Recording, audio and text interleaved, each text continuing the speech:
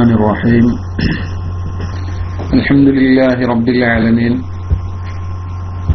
والصلاة والسلام على أشرف المرسلين وعلى آله وأصحابه أجمعين أما بعد فأعوذ بالله من الشيطان الرجيم بسم الله الرحمن الرحيم يا أيها الناس قد جاءتكم موعظة من ربكم وشفاء لما في الصدور وهدى ورحمة للمؤمنين صدق الله العلي العظيم.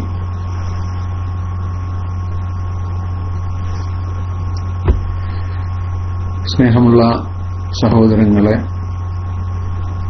ബഹുമാനമുള്ള പണ്ഡിതന്മാരെ, സാദാത്യങ്ങളെ, സുഹൃത്തുക്കളെ, വളരെ ഗൗരവമേറിയ ഒരു വിഷയം നമുക്ക്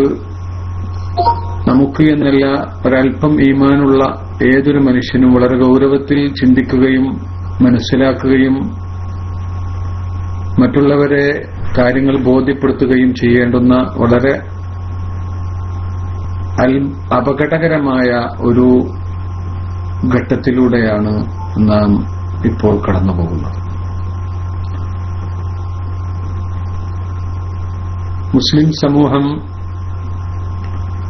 ലോകത്തെമ്പാടും അവരുടെ നിലനിൽപ്പ് തന്നെ ഭീഷണി നേരിട്ടുകൊണ്ടിരിക്കുന്ന ഈ കാലഘട്ടത്തിൽ നമ്മുടെ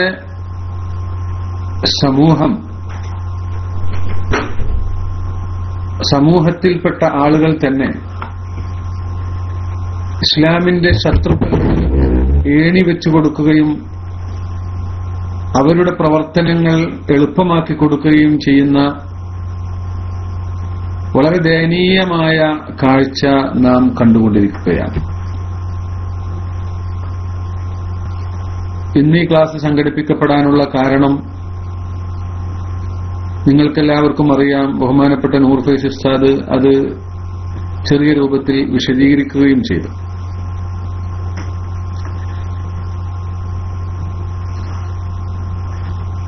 വാസ്തവത്തിൽ നമ്മുടെ വിഷയത്തിന് രണ്ട് ഭാഗങ്ങളുണ്ട്. ഇതിലെ ഒരു ഭാഗമാണ് ഞാൻ ഇന്ന് സംസാരിക്കാൻ ഉദ്ദേശിക്കുന്നത്. സൂഫിസം, യാഥാർത്ഥ്യവും സംഘീ സൂഫികളും.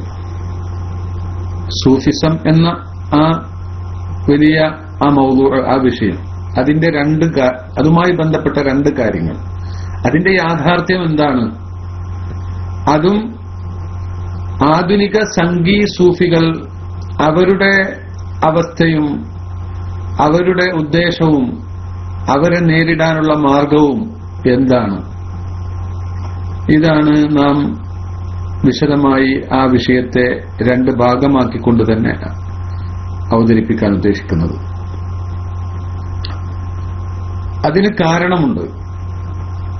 പരിശുദ്ധ ഇസ്ലാമിന്റെ ശത്രുക്കൾ അവര് വലിയ ലക്ഷ്യത്തോടുകൂടെയാണ് വളരെ കാലമായി പ്ലാൻ ചെയ്തുകൊണ്ട് പ്രവർത്തിച്ചുകൊണ്ടിരിക്കുന്നത്. അതെന്നും അങ്ങനെ തന്നെയാണ്. പരിശുദ്ധ ഇസ്ലാമിനെ തകർക്കാൻ ആവശ്യമായ അതിന്റെ മുന്നേറ്റത്തിന് തടയിടാൻ എന്തെല്ലാം മാർഗങ്ങൾ സ്വീകരിക്കാൻ കഴിയും അതെല്ലാം തന്നെ ചെയ്തുകൊണ്ടിരിക്കുകയാണ് ലോകത്തെമ്പാടുമുള്ള ആളുകൾ. വകദാലിക ജഅൽനാ ലികുല്ലി നബിയ്യിൻ അദുവൻ ശയാത്തീനൽ ഇൻസി വൽ ജിൻ. അത് ലോക ചരിത്രത്തിൽ എന്നും ഉണ്ടായിട്ടുള്ളതാണ്. അല്ലാഹു സുബ്ഹാനഹു വ തആല അത് കൃത്യമായി പറഞ്ഞു. ഇതുപോലെ അല്ലാഹു സുബ്ഹാനഹു വ തആല പറയാണ്, അതിന് മുമ്പ് ചില കാര്യങ്ങൾ വിശദീകരിച്ചുകൊണ്ട് പറയുന്നു, ഇതുപോലെ എന്നും ഏതൊരു പ്രവാചകനും ഇൻസ് ജിന്നിൽ നിന്ന്, മനുഷ്യരിൽ നിന്നും ജിന്നുകളിൽ നിന്നും ശത്രുക്കൾ എന്നും ഉണ്ടായിട്ടുണ്ട്. ആ സത്യത്തിന് എപ്പോഴും അത് ഉണ്ടാവുകയും ചെയ്യും. അതിന്റെ പ്രവർത്തനം സൂക്ഷ്മതയോടുകൂടെ അതിന്റെ ഗൗരവം ഉൾക്കൊണ്ടുകൊണ്ട് ഉമ്മത്ത് അത് മനസ്സിലാക്കി നീങ്ങുമ്പോൾ അതിന്റെ ശക്തിയും അതിന്റെ ഫലവും അവർക്ക് വേണ്ട പോലെ നേടിയെടുക്കാൻ കഴിയില്ല എന്ന് മാത്രം. അള്ളാഹു ഈ ദീനിനെ നിലനിർത്തും. അള്ളാഹു നിലനിർത്തി തരുമാറാവട്ടെ. അള്ളാഹു ആ നിലനിർത്തുന്ന ആ പ്രക്രിയയിൽ ഭാഗവാക്കാവാൻ, അതിന്റെ ദീനിന്റെ അൻസാറുകളിൽ ഉൾപ്പെടാൻ അള്ളാഹു നമ്മെ സഹായിക്കുമാറാവട്ടെ. ദീനിന് ഇസ്സത്തിന് വേണ്ടി പ്രവർത്തിക്കുന്ന ആളുകളെ അള്ളാഹു സഹായിക്കുകയും ആ കൂട്ടത്തിൽ നമ്മെ എല്ലാവരെയും ഉൾപ്പെടുത്തുകയും ദീനിനും ഉമ്മത്തിനും നാശം വരുത്തുന്ന കാര്യങ്ങൾ ചെയ്യുന്നവരെ അള്ളാഹു ഖിദ്ലാനിൽ ആക്കുകയും ഒരിക്കലും തന്നെ ആ വിഭാഗത്തിൽ ഏതെങ്കിലും വിധത്തിൽ നമ്മുടെ വാക്കുകൊണ്ടോ പ്രവൃത്തി കൊണ്ടോ ഒരു വിധത്തിലും അതിൽ പെട്ടുപോവാതെ അള്ളാഹു നമ്മയൊക്കെ സംരക്ഷിക്കുമാറാവട്ടെ. പ്രിയമുള്ള സഹോദരങ്ങളെ, ഇവിടെ ഇന്ത്യയിൽ നടന്നുകൊണ്ടിരിക്കുന്ന വിഷയങ്ങളെ നാം പരിശോധിക്കുമ്പോൾ വളരെ കൃത്യമായി നമുക്ക് മനസ്സിലാക്കാൻ കഴിയുന്നത് ലോകാടിസ്ഥാനത്തിലുള്ള ഇസ്ലാമിന്റെ ശത്രുക്കളെക്കാൾ വളരെ ആസൂത്രിതമായ, വളരെ തന്ത്രപരമായ, ഒരു വെടിക്ക് പല പക്ഷികൾ നേടിയെടുക്കുന്ന പ്രവർത്തനങ്ങളാണ് ഇസ്ലാമിന്റെ ശത്രുക്കൾ ചെയ്തുകൊണ്ടിരിക്കുന്നത്, അവർ പ്ലാൻ ചെയ്തിട്ടുള്ളത് എന്ന് നാം ഗൗരവത്തിൽ മനസ്സിലാക്കണം. കാരണം ലോകാടിസ്ഥാനത്തിൽ പരിശുദ്ധ ഇസ്ലാമിനെ തകർക്കാനായി ഒരു കൂട്ടം ഭീകരവാദികളെ സൃഷ്ടിച്ചു. എല്ലാവർക്കും അറിയാം, അത് യഥാർത്ഥത്തിൽ ഇസ്ലാമിന്റെ ചിന്തയല്ല, ചിന്താധാരയിൽ നിന്ന് വന്നതും അല്ല. അത് ആ വിഭാഗത്തെ പടച്ചത് മുഴുവനും ഇസ്ലാമിന്റെ ശത്രുക്കളാണ്. ഒറ്റപ്പെട്ട ഏതെങ്കിലും വ്യക്തികൾ ചിലപ്പോൾ പെട്ടിട്ടുണ്ടായിരിക്കാം. എന്നാൽ സ്വാഭാവികമായി, അടിസ്ഥാനപരമായി ഇതിനെ ഇത്തരം പ്രവർത്തനങ്ങളും ഇത്തരം ചിന്തകളും ഇന്ന് എന്നല്ല എന്നും അത് ആ ചിന്തയുണ്ടാക്കിയതും ആ ചിന്ത സമൂഹത്തിലേക്ക് ഏൽപ്പിക്കാൻ വേണ്ടി, സമൂഹത്തിലേക്ക് പകർന്നു കൊടുക്കാൻ വേണ്ടി നമ്മുടെ കൂട്ടത്തിൽ നിന്ന് തന്നെ ആളുകളെ വിലക്കെടുത്തതും ഒക്കെ ശത്രുക്കളാണ്. അത് യാതൊരു സംശയവും അക്കാര്യത്തിലില്ല. ഇവിടെ ഏതെല്ലാം തീവ്രവാദ ഭീകര സംഘടനകളുണ്ടോ അതിന്റെയൊക്കെ അടിവേരുകൾ കഴിഞ്ഞതും ഇന്ന് നിലവിലുള്ളതുമായ ഏതെല്ലാം പ്രവർത്തനങ്ങളുണ്ടോ, ഏതെല്ലാം സംഘടനകളുണ്ടോ അവരെയൊക്കെ സംരക്ഷിച്ചതും വളർത്തിയതും അവർക്ക് ആവശ്യമായ വെള്ളവും വളവും നൽകിയതും യഥാർത്ഥത്തിൽ ലോകാടിസ്ഥാനത്തിലുള്ള ഇസ്ലാമിന്റെ ശത്രുക്കളാണ് എന്ന വസ്തുത എല്ലാവർക്കും അറിയാവുന്ന വസ്തുതയാണ്. അത് ഇന്ത്യയിലും അതങ്ങനെ തന്നെയാണ്. ഇന്ത്യയിൽ ഒരുപാട് ഭീകര പ്രവർത്തനങ്ങൾ നടന്നപ്പോൾ പല പ്രവർത്തനങ്ങളുടെയും പിന്നിൽ പ്രവർത്തിച്ചത് വാസ്തവത്തിൽ ഈ പറയപ്പെടുന്ന സംഘികളും അതുപോലെ അവരുടെ ആസൂത്രണവുമായിരുന്നു അതിന്റെ പിന്നിൽ എന്ന് ചില തെളിവുകൾ മാത്രം പുറത്തു വന്നപ്പോൾ നമുക്ക് മനസ്സിലാക്കാൻ കഴിഞ്ഞു. ഇനിയും എന്തെല്ലാം പുറത്തു വരാനുണ്ട്. ഒരുപക്ഷെ അതൊക്കെ പുറത്തു വരുമോ എന്ന് നമുക്കറിയില്ല. കാരണം ഇതൊക്കെ നിയന്ത്രിക്കുന്നതും അവർ തന്നെയാണല്ലോ. അപ്പോൾ അത്തരം പ്രവർത്തനങ്ങളെ കൊണ്ട് പരിശുദ്ധ ഇസ്ലാമിന്റെ വളർച്ചയെ തടയിടാമെന്നാണ് ഇവർ ചിന്തിച്ചത്. ഇസ്ലാം എന്ന് പറഞ്ഞാൽ അത് ഭീകരവാദമാണ്, അത് തീവ്രതയാണ്, ആളുകളെ കൊല്ലലാണ്. അത് ഇത്തരത്തിലുള്ള ഒരുതരം കാരുണ്യവും ഒരുതരം ദയവുമില്ലാത്ത ഭീകരമായ ഒരു പ്രത്യയശാസ്ത്രമാണ് ഈ ഇസ്ലാം എന്നൊക്കെയുള്ള ഒരു പ്രചരണത്തിന് ഒരു ഭാഗത്ത് അത് ആക്കം കൂട്ടി, അതിന് സഹായകമായി. എന്നാൽ മറുപക്ഷത്ത് ലോകത്തിന് അറിയാം, എന്നും വിശുദ്ധ ഇസ്ലാം ലോകത്ത് പ്രചരിച്ചതിന്റെ യഥാർത്ഥത്തിലുള്ള അതിന്റെ വാഹകർ, യഥാർത്ഥത്തിലുള്ള അതിന്റെ പരിശുദ്ധ ഇസ്ലാമിന്റെ പ്രചാരകർ ഇന്ന് എന്നല്ല എന്നും, വിശിഷ്യ ഇന്ത്യ, ചൈന പോലെയുള്ള രാജ്യങ്ങളിലെല്ലാം പരിശുദ്ധ ഇസ്ലാം വ്യാപിച്ചതിന്റെ യഥാർത്ഥ അതിന്റെ പ്രചാരകർ ബഹുമാനപ്പെട്ട അള്ളാഹുവിന്റെ ഇഷ്ടദാസന്മാരാകുന്ന ആരിഫീങ്ങളും ഔലിയാക്കളും അഥവാ അഹ്ലു തസവ്വുഫ് സൂഫികളും ആണ് എന്ന കാര്യം ലോകം അംഗീകരിച്ച വസ്തുതയാണ്. ഇത് മുസ്ലിങ്ങളും അമുസ്ലിങ്ങളുമായ നിഷ്പക്ഷമതികളായ ചരിത്രകാരന്മാരെല്ലാവരും രേഖപ്പെടുത്തിയിട്ടുള്ള വസ്തുതയാണ്. ലോക ചരിത്രകാരന്മാർ രേഖപ്പെടുത്തിയിട്ടുണ്ട്. ദ പ്രീച്ചിങ് ഓഫ് ഇസ്ലാം എന്ന ഗ്രന്ഥത്തിൽ ഇംഗ്ലീഷുകാരൻ രേഖപ്പെടുത്തിയിട്ടുണ്ട്. അതുപോലെ മറ്റു പലരും. നെഹ്റുവിന്റെ പുസ്തകങ്ങൾ വായിച്ചാൽ നമുക്ക് മനസ്സിലാക്കാൻ കഴിയും. അങ്ങനെ ലോകാടിസ്ഥാനത്തിൽ ബഹുമാനപ്പെട്ട പരിശുദ്ധ ദീൻ പ്രചരിക്കാനും അത് ജനങ്ങളിലേക്ക് എത്തുവാനും ജനങ്ങളെ അതിലേക്ക് ആകർഷിക്കുവാനും അത് വാളുകൊണ്ടല്ല യഥാർത്ഥത്തിൽ സാധിച്ചിട്ടുള്ളത്. ബഹുഭൂരിപക്ഷം ആളുകളും പരിശുദ്ധ ഇസ്ലാമിലേക്ക് കടന്നു വരാനുള്ള കാരണം ഇത്തരം മഹത്തുക്കളുടെ ആ നൂറാനിയായ ആത്മീയമായ ആ പരിശുദ്ധമായ ജീവിതവും അവരിലൂടെ വെളിപ്പെട്ട അത്ഭുതങ്ങളുമാകുന്നു എന്ന വസ്തുത എല്ലാവർക്കും അറിയാവുന്ന കാര്യമാണ്. അതുകൊണ്ട് തന്നെ പരിശുദ്ധ ഇസ്ലാമിന്റെ ആ നല്ല മുഖത്തെ വികൃതമാക്കുക എന്ന വളരെ ആസൂത്രിതമായ ഒരു ലക്ഷ്യം ഈ പ്രവർത്തനത്തിന്റെ പിന്നിൽ ഈ ഒന്നാമതായി ഒളിഞ്ഞുകിടക്കുന്ന സംഗതിയാണ്. ഇത് നാം വളരെ ഗൗരവത്തിൽ മനസ്സിലാക്കേണ്ടതുണ്ട്. അതായത് ഈ തസവുഫ് അത് നരേന്ദ്രമോദിയും ഈ സുബ്രഹ്മണ്യസ്വാമിയും പ്രതിനിധാനം ചെയ്യുന്നതാണെന്നും അവർ ഇഷ്ടപ്പെടുന്നതാണെന്നും അവർ അംഗീകരിക്കുന്നതാണെന്നും വന്നാൽ നിഷ്പക്ഷമതികളും നിഷ്കളങ്കരുമായ മുസ്ലിങ്ങൾ ഈ സൂഫിയാക്കളെ വെറുക്കുകയും ബഹുമാനപ്പെട്ട അല്ലാഹുവിന്റെ ആരിഫീങ്ങളെയും ഔലിയാക്കളെയും ആ സരണിയെയും വെറുക്കുകയും അതിനെ തൊട്ട് അകലുകയും അതിനെ കൂടുതൽ നിഷ്പ്രഭമാക്കുകയും ചെയ്യുന്ന പ്രവർത്തനം സമൂഹത്തിലുണ്ടാകും. അതോടൊപ്പം ഇസ്ലാമിന്റെ ആ യഥാർത്ഥത്തിൽ അതിന്റെ പുരോഗതിക്കും അതിന്റെ വളർച്ചയ്ക്കും യഥാർത്ഥ കാരണമാകുന്ന ഈ വിഭാഗവും ഇവിടെ ഇല്ലാതെയാകും എന്നത് ഇതിന്റെ വളരെ ഗൗരവമേറിയ ഒരു വലിയ ഒരു നതീജയാണ്, ഒരു തിക്തഫലമാണ് എന്ന് നാം മനസ്സിലാക്കേണ്ടതുണ്ട്. ഇന്ന് നാം കാണുന്നതും അതാണല്ലോ. ഇതാണോ തസവുഫ്? ഇതാണോ സൂഫിസം? ഇതാണോ സൂഫിസം എന്ന് ചോദിച്ചുകൊണ്ട് അതിന് ആ ചോദ്യത്തിന് വളം നൽകുന്ന വിധത്തിൽ മീഡിയകളിലെല്ലാം സോഷ്യൽ മീഡിയകളിലും മറ്റുമൊക്കെ പ്രചരണങ്ങൾ നടന്നുകൊണ്ടിരിക്കുകയാണ്. സുബ്രഹ്മണ്യസ്വാമിയാണ് ഒന്നാമത്തെ മുറബ്ബിയായ ശൈഖ്, നരേന്ദ്രമോദിയാണ് അടുത്ത ശൈഖ്. ഇതുപോലെയുള്ള മശായിഖന്മാര് എന്ന് പറയുന്ന ആളുകൾ അവരുടെ മുരീദന്മാരായിട്ടുള്ള അവരിൽ നിന്ന് അപ്പക്കഷ്ണങ്ങൾ പറ്റാൻ വേണ്ടി പിന്നാലെ കൂടിയിട്ടുള്ള ആളുകൾ, അവരാര് തന്നെ ആയാലും ശരി, വിദേശ പ്രതിനിധികളെ നാം അടച്ചാക്ഷേപിക്കാൻ ഉദ്ദേശിക്കുന്നില്ല. ഒരുപക്ഷെ അവർക്ക് ഇതിന്റെ യാഥാർത്ഥ്യം അറിയണമെന്നില്ല. അത് മനസ്സിലാക്കി കൊടുക്കേണ്ടത് ഈ പങ്കെടുക്കുന്നവരായിരുന്നു. ഇന്ത്യ ഗവൺമെന്റ് തസവുവിനെ സംബന്ധിച്ച് ഒരു തസവുഫുമായി ബന്ധപ്പെട്ട ഒരു സമ്മേളനം നടത്തുന്നു എന്നറിയുമ്പോൾ ഇവിടെയുള്ള ആളുകൾ പങ്കെടുക്കുന്നുണ്ട്, ഇവിടെയുള്ള പണ്ഡിതന്മാർ പങ്കെടുക്കുന്നുണ്ട് എന്നും അറിയുമ്പോൾ, പണ്ഡിതന്മാർ എന്ന് അവരൊക്കെ അറിയുന്ന ആളുകളായിരിക്കാം ഒരുപക്ഷെ പങ്കെടുക്കുന്നുണ്ട് എന്നും അറിയുമ്പോൾ, ഒരു ഗവൺമെന്റ് തലത്തിൽ നിന്ന് ക്ഷണം വരുമ്പോൾ സ്വീകരിച്ചതാവാം. അവരുടെ ചരിത്രം പരിശോധിച്ചെങ്കിലേ അവരുടെ ഉദ്ദേശം എന്ത് എന്ന് മനസ്സിലാക്കാൻ കഴിയുകയുള്ളൂ. പക്ഷേ ഇവിടെ ഇന്ത്യയിലേക്ക് നടന്നുകൊണ്ടിരിക്കുന്ന യാഥാർത്ഥ്യങ്ങൾ മുഴുവനും അറിയുന്ന ആളുകൾ അവർ ഇതിൽ പങ്കെടുക്കുമ്പോൾ, അവർ എന്നിട്ട് അവിടെ പ്രസംഗിക്കുമ്പോൾ, അതിന്റെ യഥാർത്ഥത്തിൽ അവരിൽ നിന്ന് പരിശുദ്ധ ഇസ്ലാമിനെ തകർക്കാൻ വേണ്ടിയുള്ള അച്ചാരം വാങ്ങിക്കൊണ്ടുള്ള വളരെ കൃത്യമായ കാപട്യത്തിന്റെ പ്രവർത്തനമാണ് എന്ന് വളരെ കൃത്യമായി ഉമ്മത്ത് മനസ്സിലാക്കേണ്ടതുണ്ട്. ഒന്നാമത്തെ ലക്ഷ്യം ഈ സരണിയെ, തസവുഫിനെ ബഹുമാനപ്പെട്ട അഹ്ലുസുന്നത്തി വൽ ജമാഅത്ത് വിശ്വസിക്കുകയും ആദരിക്കുകയും ബഹുമാനിക്കുകയും ചെയ്യുന്ന ബഹുമാനപ്പെട്ട അഹ്ലുൽ തസവുഫിന്റെ മാർഗം. വാസ്തവത്തിൽ നമ്മളാരും സൂഫികളല്ല. സൂഫി എന്ന് പറയാനുള്ള ഒരു യോഗ്യതയും നമുക്കില്ല. അങ്ങനെയുള്ള മഹത്തുക്കൾ വളരെ വിരളമാണ്. ആ യഥാർത്ഥത്തിലുള്ള തസവുഫിനെ സ്നേഹിക്കുന്നവരാണ് നമ്മൾ. അവരിലൂടെയാണ് ലോകത്ത് പരിശുദ്ധ ഇസ്ലാം വ്യാപിച്ചത് എന്ന് ലോകം മുഴുവനും അംഗീകരിക്കുകയും ബഹുമാനപ്പെട്ട ഇന്ത്യ കണ്ടിട്ടുള്ള മഹാപണ്ഡിതന്മാർ, മുസ്ലിങ്ങളും അല്ലാത്തവരുമായ പണ്ഡിതന്മാരൊക്കെ ആ യാഥാർത്ഥ്യം ശരിവെക്കുകയും ചെയ്തിട്ടുണ്ട്.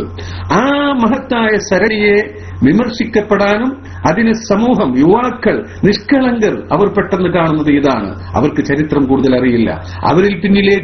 അവരിലേക്ക് പിന്നീട് ഇട്ടുകൊടുക്കുന്നത് ഈ വികൃതമായ തസവുഫിനെയാണ്. ആര് പ്രതിനിധാനം ചെയ്യുന്ന, ആര് വാഴ്ത്തി പറയുന്ന, ആര് ബഹുമാനിക്കുന്ന ഏറ്റവും വലിയ പരിശുദ്ധ ഇസ്ലാമിന്റെ കൊടിയ ശത്രുക്കൾ പരിശുദ്ധ ഇസ്ലാമിനെയും മുസ്ലിങ്ങളെയും എങ്ങനെയും തകർക്കണമെന്ന് ആഗ്രഹിച്ചുകൊണ്ട് അതിനുവേണ്ടി പരമാവധി പ്രവർത്തിക്കുകയും അതിനുവേണ്ടി ഒരുപാട് ആളുകളെ അതിനുവേണ്ടി ചട്ടം കെട്ടി അതിനുവേണ്ടി മൗനസമ്മതം കൊടുത്തു വിട്ടുകൊണ്ട് പ്രവർത്തിച്ചുകൊണ്ടിരിക്കുന്ന യാഥാർത്ഥ്യം നമുക്കെല്ലാവർക്കും അറിയാവുന്ന വസ്തുതയാണ്. അത്തരത്തിൽ ഒരു നിലക്കും നമുക്ക് ഉൾക്കൊള്ളാൻ കഴിയാത്ത പരിശുദ്ധ ഇസ്ലാമിന്റെ യഥാർത്ഥ ശത്രുക്കൾ അവർ നേതൃത്വം നൽകുകയും അവർ അംഗീകരിക്കുകയും അവർ പുകഴ്ത്തി പറയുകയും ചെയ്തു. എന്നാൽ തന്നെ പരിശുദ്ധ ഇസ്ലാമിനെ വികൃതമാക്കാൻ നിഷ്പക്ഷമതികളായ മുസ്ലിങ്ങളല്ല. ഇത് ചരിത്രമാണ്, യാഥാർത്ഥ്യമാണ്. കുറെ ചിന്തിക്കേണ്ടതില്ല, കുറെ അപ്പുറത്തേക്ക് പോയി ചിന്തിക്കേണ്ടതില്ല. നമ്മുടെ നിലവിലുള്ള ചരിത്രമാണ്, നാം കണ്ടുകൊണ്ടിരിക്കുന്ന, നമ്മുടെ കണ്ണുകൊണ്ട് കണ്ടുകൊണ്ടിരിക്കുന്ന നാം അനുഭവിച്ചുകൊണ്ടിരിക്കുന്ന അനുഭവമാണ്. ഈ അനുഭവം വെച്ചുകൊണ്ട് ആ പരിശുദ്ധ ഇസ്ലാമിനെ തകർക്കാൻ ഉദ്ദേശിച്ചുകൊണ്ട് ഈ സുബ്രഹ്മണ്യ സ്വാമി ആരാണ്? ഒരു കാലഘട്ടത്തിൽ ഇസ്രായേലിന്റെ സ്ഥാപക കാലഘട്ടത്തിൽ ഇസ്രായേലി വിദേശകാര്യമന്ത്രി ഇന്ത്യ സന്ദർശിച്ചുകൊണ്ട് അന്ന് ഇന്ത്യയിൽ 2 ആളുകളെയാണ് അവരുടെ ചാരന്മാരായി നിശ്ചയിച്ചത്. അത് ഒന്ന് സുബ്രഹ്മണ്യ സ്വാമിയും ഒന്ന് അടൽ ബിഹാരി വാജ്പേയിയുമായിരുന്നു എന്ന് പഴയകാല പത്രങ്ങളൊക്കെ വായിച്ചാൽ നമുക്ക് മനസ്സിലാക്കാൻ കഴിയും. ആ നിലക്കുള്ള പ്രവർത്തനം അയാൾ തുടർന്നുകൊണ്ടിരിക്കുകയാണ്. എന്തെല്ലാം ഈ അടുത്ത കാലത്ത് അയാൾ നടത്തി പ്രചരണങ്ങൾ പരിശുദ്ധ ഇസ്ലാമിനെ സംബന്ധിച്ചൊക്കെ. ആ നിലക്കുള്ള ആളുകൾ നേതൃത്വം നൽകുകയും അവർ ആസൂത്രണം ചെയ്യുകയും എന്ന് പറയുമ്പോൾ ഏതൊരു ബുദ്ധിക്കും മനസ്സിലാക്കാൻ കഴിയില്ല. ഇത് അതിന് കൂടുതൽ ചിന്തിക്കേണ്ടതുണ്ടോ? അതിനൊരു അഖിലേന്ത്യയാവേണ്ടതുണ്ടോ? അതിന് ഒരു പണ്ഡിതനാവേണ്ടതുണ്ടോ? എല്ലാവർക്കും മനസ്സിലാകാവുന്ന യാഥാർത്ഥ്യം. അതുകൊണ്ട് ഒന്നാമത്തെ വിഷയം അതാണ്. ഈ സമ്മേളനത്തിന് ശേഷം ആദ്യമായി നമ്മിൽ ഉണ്ടായിട്ടുള്ള ഒരു സംശയം എന്താണ് തസവ്വുഫ് എന്നാണ്. ആ വിഷയത്തിന് കൃത്യമായ മറുപടി നൽകലാണ് ഇന്ന് ഞാൻ ഉദ്ദേശിക്കുന്നത്. എന്താണ് തസവ്വുഫ്? തസവ്വുഫിന്റെ യാഥാർത്ഥ്യം എന്ത്? അതൊന്ന് മനസ്സിലാക്കണം. അതിന്റെ പേരിൽ തസവ്വുഫിനെ വിമർശിച്ചുകൊണ്ടും സൂഫിയാക്കളെയും അഹ്ലുസുന്നത്തി വൽ ജമാഅത്തിനെയും വിമർശിച്ചുകൊണ്ടും ലേഖനങ്ങളും മറ്റ് പല പ്രചരണങ്ങളും നടന്നുകൊണ്ടിരിക്കുകയാണ്. അപ്പോൾ യഥാർത്ഥത്തിൽ എന്താണ് തസവ്വുഫ് എന്ന് നാം മനസ്സിലാക്കണം. ഒന്നാമത്തെ ആ ലക്ഷ്യം നമുക്ക് പൊളിക്കേണ്ടതുണ്ട്. അതുപോലെ തന്നെ അവരുടെ ലക്ഷ്യമാണ് മഹാന്മാരായ മഹത്തുക്കളായ അല്ലാഹുവിന്റെ ഔലിയാക്കളായ സൂഫിയാക്കളായ മഹത്തുക്കൾ. അവർ പരിശുദ്ധാത്മാക്കളായിരുന്നു. അവർ ഒരു വിധത്തിലും ഈ ഭൗതികമായ ഒരു താല്പര്യങ്ങൾക്കും അടിമപ്പെട്ടിരുന്നവരല്ല. ഒരിക്കലും തന്നെ അവർ ഭരണാധികാരികളുടെ മുന്നിൽ പോയിക്കൊണ്ട് മുസ്ലിമാണെങ്കിൽ പോലും അവരുടെ ഭൗതിക താല്പര്യത്തിന് വേണ്ടി പോയവരല്ല. അവർ പോയിട്ടുണ്ടെങ്കിൽ അവരെ ഉപദേശിക്കാൻ വേണ്ടി മാത്രമായിരുന്നു. അത്തരത്തിലുള്ള മഹത്തുക്കളെ ചെറുതാക്കുക, അവരെ വില കുറക്കുക. ഈ സൂഫിയാക്കൾ എന്ന് പറയുന്ന ആ മഹത്തുക്കളുടെ അനന്തരാവകാശികൾ എന്ന് അവകാശപ്പെടുന്ന ഒരു നിലക്കും അർഹതയില്ലാത്ത, അത് ആർക്കും തന്നെ അർഹതയുണ്ട് എന്ന് നമ്മൾ പറയുന്നില്ല. അത്തരത്തിലുള്ള പക്ഷെ അവരെ സംബന്ധിച്ച് അവരുടെ പേരുപയോഗിച്ചുകൊണ്ട് ഇത്തരത്തിലുള്ള തെമ്മാടികളുടെ മുന്നിലേക്ക് ചെന്നുകൊണ്ട് അവരെ പുകഴ്ത്തുകയും അവരെ വാഴ്ത്തുകയും അവരുടെ ഷിആറിനെ ബഹുമാനിക്കുകയും ചെയ്യുക, അവരുടെ ഷിആർ പാടിപ്പറയുക. എന്തെല്ലാം തോന്നിവാസങ്ങളാണ് നടന്നത്. അത് അവരുടെ രണ്ടാമത്തെ ലക്ഷ്യം. മൂന്നാമത്തേത് വളരെ പ്രധാനമായി നാം ഗൗരവത്തിൽ കാണേണ്ടത് ഏക സിവിൽ കോഡ് എന്ന് പറയുന്ന ആ ഒരു അപകടകരമായ നമ്മുടെയൊക്കെ തലയിൽ നെറുകയിൽ ഇങ്ങനെ ഊരിപ്പിടിച്ചു നിൽക്കുന്ന ഒരു വാളാണ് ഏക സിവിൽ കോഡ് എന്ന് പറയുന്ന ഒരു ഭാഗം. ഭരണഘടന ശുപാർശ ചെയ്തിട്ടുള്ള ആ ഒരു വിഷയം. ആ ഏക സിവിൽ കോഡ് നടപ്പിലാക്കാൻ വഴി തെളിയിക്കുക എന്ന വളരെ തന്ത്രപരമായ, മുസ്ലിങ്ങളിലൂടെ തന്നെ അതിന് മാർഗമുണ്ടാക്കുക എന്ന തന്ത്രപരമായ, വളരെ കുടിലമായ, വളരെ നികൃഷ്ടമായ ഒരു ലക്ഷ്യം ഇതിന്റെ പിന്നിൽ നമുക്ക് കാണാൻ കഴിയും. കാരണം ഈ ഏക സിവിൽ കോഡിൽ പ്രധാനമായും ഇവിടെ ചർച്ച ചെയ്യപ്പെടുന്നത് സ്ത്രീകളുമായി ബന്ധപ്പെട്ട വിഷയങ്ങളാണ്. സ്ത്രീകളുടെ ഹിജാബ്, വസ്ത്രധാരണം, സ്ത്രീകളുടെ നിക്കാഹ്, ത്വലാഖ് പോലെയുള്ള വിഷയങ്ങൾ, ഇത്തരം കാര്യങ്ങളാണ് പ്രധാനമായി അതിൽ പ്രശ്നങ്ങളുണ്ടെന്നും അതൊക്കെ മാറ്റിത്തിരുത്തേണ്ടതുണ്ട് എന്നും പറയപ്പെടുന്നത്. അതിനുവേണ്ടിയാണ് പലരും വാദിക്കുന്നത്. ഈ വിഷയത്തിൽ സൂഫിച്ചികൾ എന്താ പറഞ്ഞത്? ഒരു സ്ത്രീപക്ഷ ഖുർആൻ വ്യാഖ്യാനം ആവശ്യമാണെന്ന് മുസ്ലിം പണ്ഡിതന്മാർ പങ്കെടുത്ത, മുസ്ലിം നേതാക്കൾ എന്ന് പറയുന്ന നാമധാരികൾ പങ്കെടുത്ത സമ്മേളനത്തിൽ വെച്ചുകൊണ്ട് സൂഫിച്ചികൾ പറയാണ് ഒരു പെൺപക്ഷത്തു നിന്നുള്ള ഖുർആൻ പരിഭാഷ വേണമെന്ന്. അതിന്റെ അർത്ഥം എന്താണ്? ഈ ആവശ്യം നടപ്പിൽ വരുത്താൻ ആ മുസ്ലിം സമൂഹം ആവശ്യപ്പെട്ടതിനനുസരിച്ച്, മുസ്ലിം ഉമ്മത്ത് സൂഫികൾ ആവശ്യപ്പെട്ടതിനനുസരിച്ച് എന്നല്ലേ വരുന്നത്? അതനുസരിച്ച് മുസ്ലിം ഉമ്മത്ത് ആവശ്യപ്പെട്ടതനുസരിച്ച് ഒരു സ്ത്രീപക്ഷ ഖുർആൻ വ്യാഖ്യാനം വരികയും, എന്താണ് ഇതിന്റെ അർത്ഥം? എന്തെല്ലാം ഒളിയമ്പുകളാണ് അതിലൂടെ നൽകുന്നത്. ഖുർആൻ എന്ന് പറഞ്ഞാൽ ഓരോ പക്ഷവും ആ പക്ഷത്തിനനുസരിച്ച് വ്യാഖ്യാനിച്ചതാണ് എന്ന വസ്തുത അംഗീകരിക്കുകയല്ലേ ഈ ചൂപ്പികൾ ചെയ്തത്? എന്തുകൊണ്ട് അതിനെതിൽ പ്രതികരിച്ചില്ല? എന്തുകൊണ്ട് ഇപ്പോഴും പ്രതികരിക്കുന്നില്ല? എവിടെ പോയി നാവ്? സ്ത്രീപക്ഷ പരിഭാഷ, വ്യാഖ്യാനം ഖുർആനിന് വേണം എന്ന് പറയുമ്പോൾ എന്താണ് അതിന്റെ അർത്ഥം? ഈ ഇപ്പോഴുള്ള ഖുർആൻ വ്യാഖ്യാനങ്ങളെല്ലാം പുരുഷാധിപത്യത്തിൽ നിന്നുള്ളതാണ്. അതുകൊണ്ട് ആ പുരുഷാധിപത്യം അതിൽ നിഴലിച്ചു കാണുന്നു.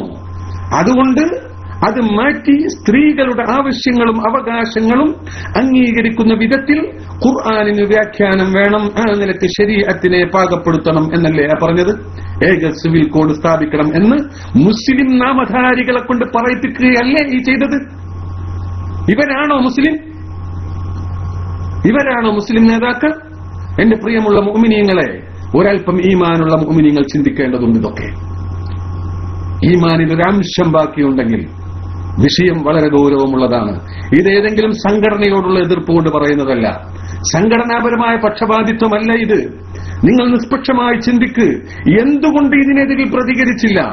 ഇപ്പോഴും ഇല്ലേ നാവ്? ഇപ്പോഴും ഉണ്ടല്ലോ പത്രക്കാർ, എന്തുകൊണ്ട് ഇപ്പോഴും പറയുന്നില്ല? ഇതിന്റെ അർത്ഥം എന്താണ്? ഖുർആനിനെ പരമാവധി തരം താഴ്ത്തിക്കൊണ്ട്, വിശുദ്ധ ഖുർആൻ എന്ന് പറഞ്ഞാൽ അതിനൊരു വിശുദ്ധിയും ഇല്ല. ഓരോ പക്ഷവും ആ പക്ഷത്തിന്റെ ഉദ്ദേശ ലക്ഷ്യങ്ങൾക്കനുസരിച്ച് നടത്തുന്ന വ്യാഖ്യാനങ്ങൾ മാത്രമാണ് ഖുർആനിനുള്ളതെന്നും അത് ഓരോരുത്തർക്കും അവരുടെ ഇഷ്ടത്തിനനുസരിച്ച് വ്യാഖ്യാനിക്കാമെന്നും എന്ന ഒരു ആമുഖം ഇവിടെ സ്ഥാപിക്കുകയല്ലേ ആ ചെയ്തത്? ആ സ്ഥാപിച്ച ആമുഖത്തിൽ നിന്നുകൊണ്ട് പറയുന്നു, ഇനി ഒരു സ്ത്രീപക്ഷ ഗവേഷണം വേണം, ഖുർആനിനെ സംബന്ധിച്ച് ഒരു വ്യാഖ്യാനം വേണം, എന്നിട്ട് ആ നിലക്കുള്ള ഒരു ശരീഅത്ത് നടപ്പിൽ വരുത്തണം, അഥവാ ഏക സിവിൽ കോഡിലേക്ക് പോകണമെന്ന് പറയാതെ പറയിപ്പിക്കുന്ന ഈ നാണം കെട്ട ഇടപാട്, ഇതൊക്കെ തസവ്വുഫിന്റെ പേരിൽ വേണ്ടിയിരുന്നോ? ഇതൊക്കെ സൂഫിയാക്കളുടെ പേരിൽ വേണ്ടിയിരുന്നോ? ഇത് വേറെ വല്ല ജമാഅത്തിന്റെ പേരിലാകാമായിരുന്നില്ലേ? എന്തിനീത് തസവ്വുഫിന്റെ പേരിൽ നടത്തി? അതുകൊണ്ട് നിങ്ങൾ ലക്ഷ്യമാക്കുന്നത് എന്താണ്?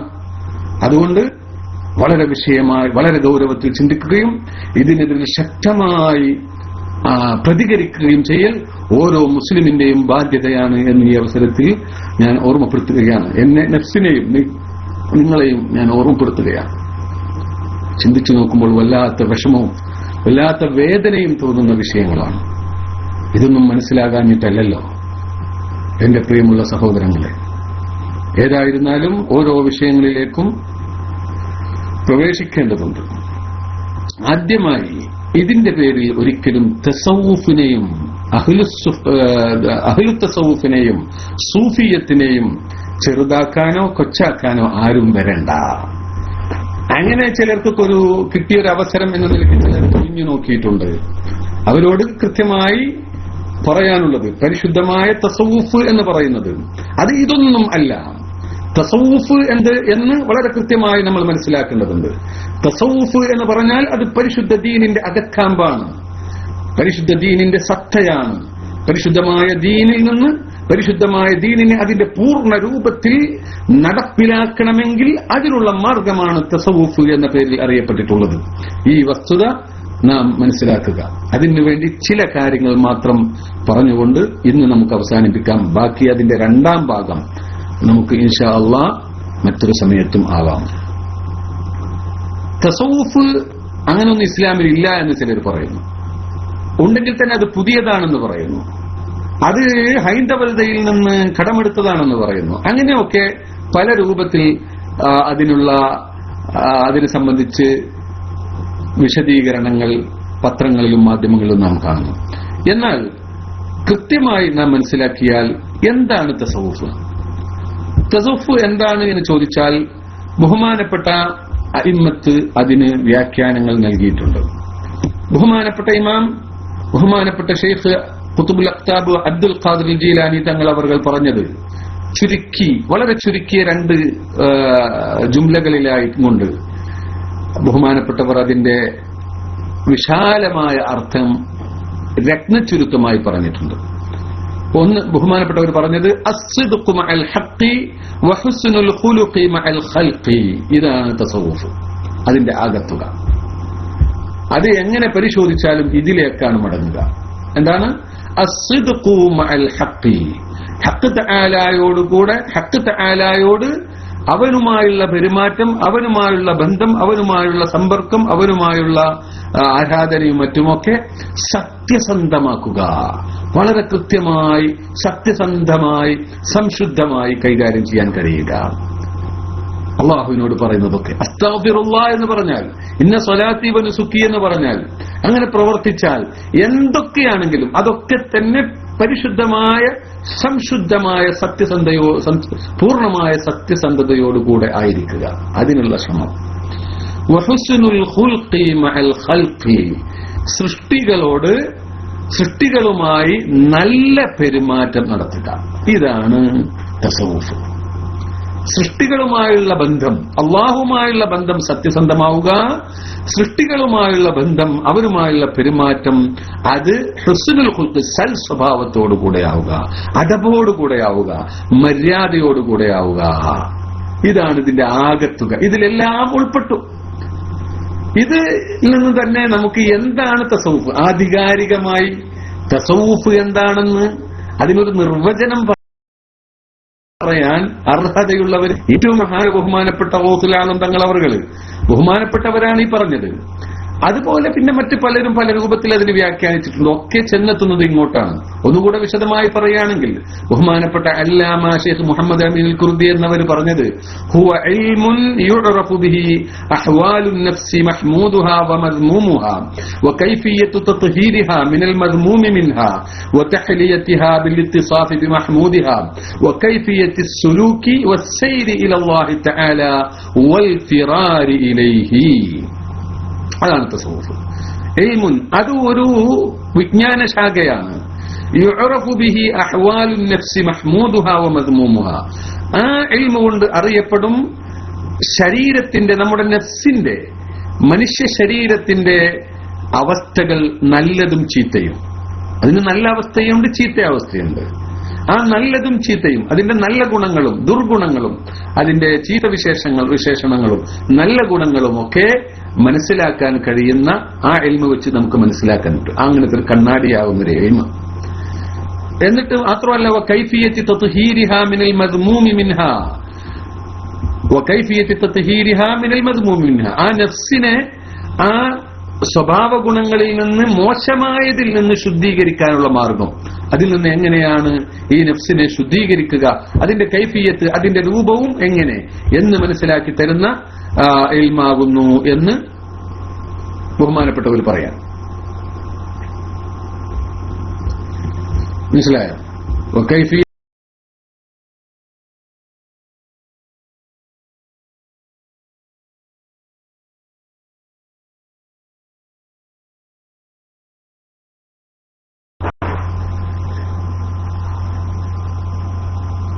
മനസ്സിലായോ?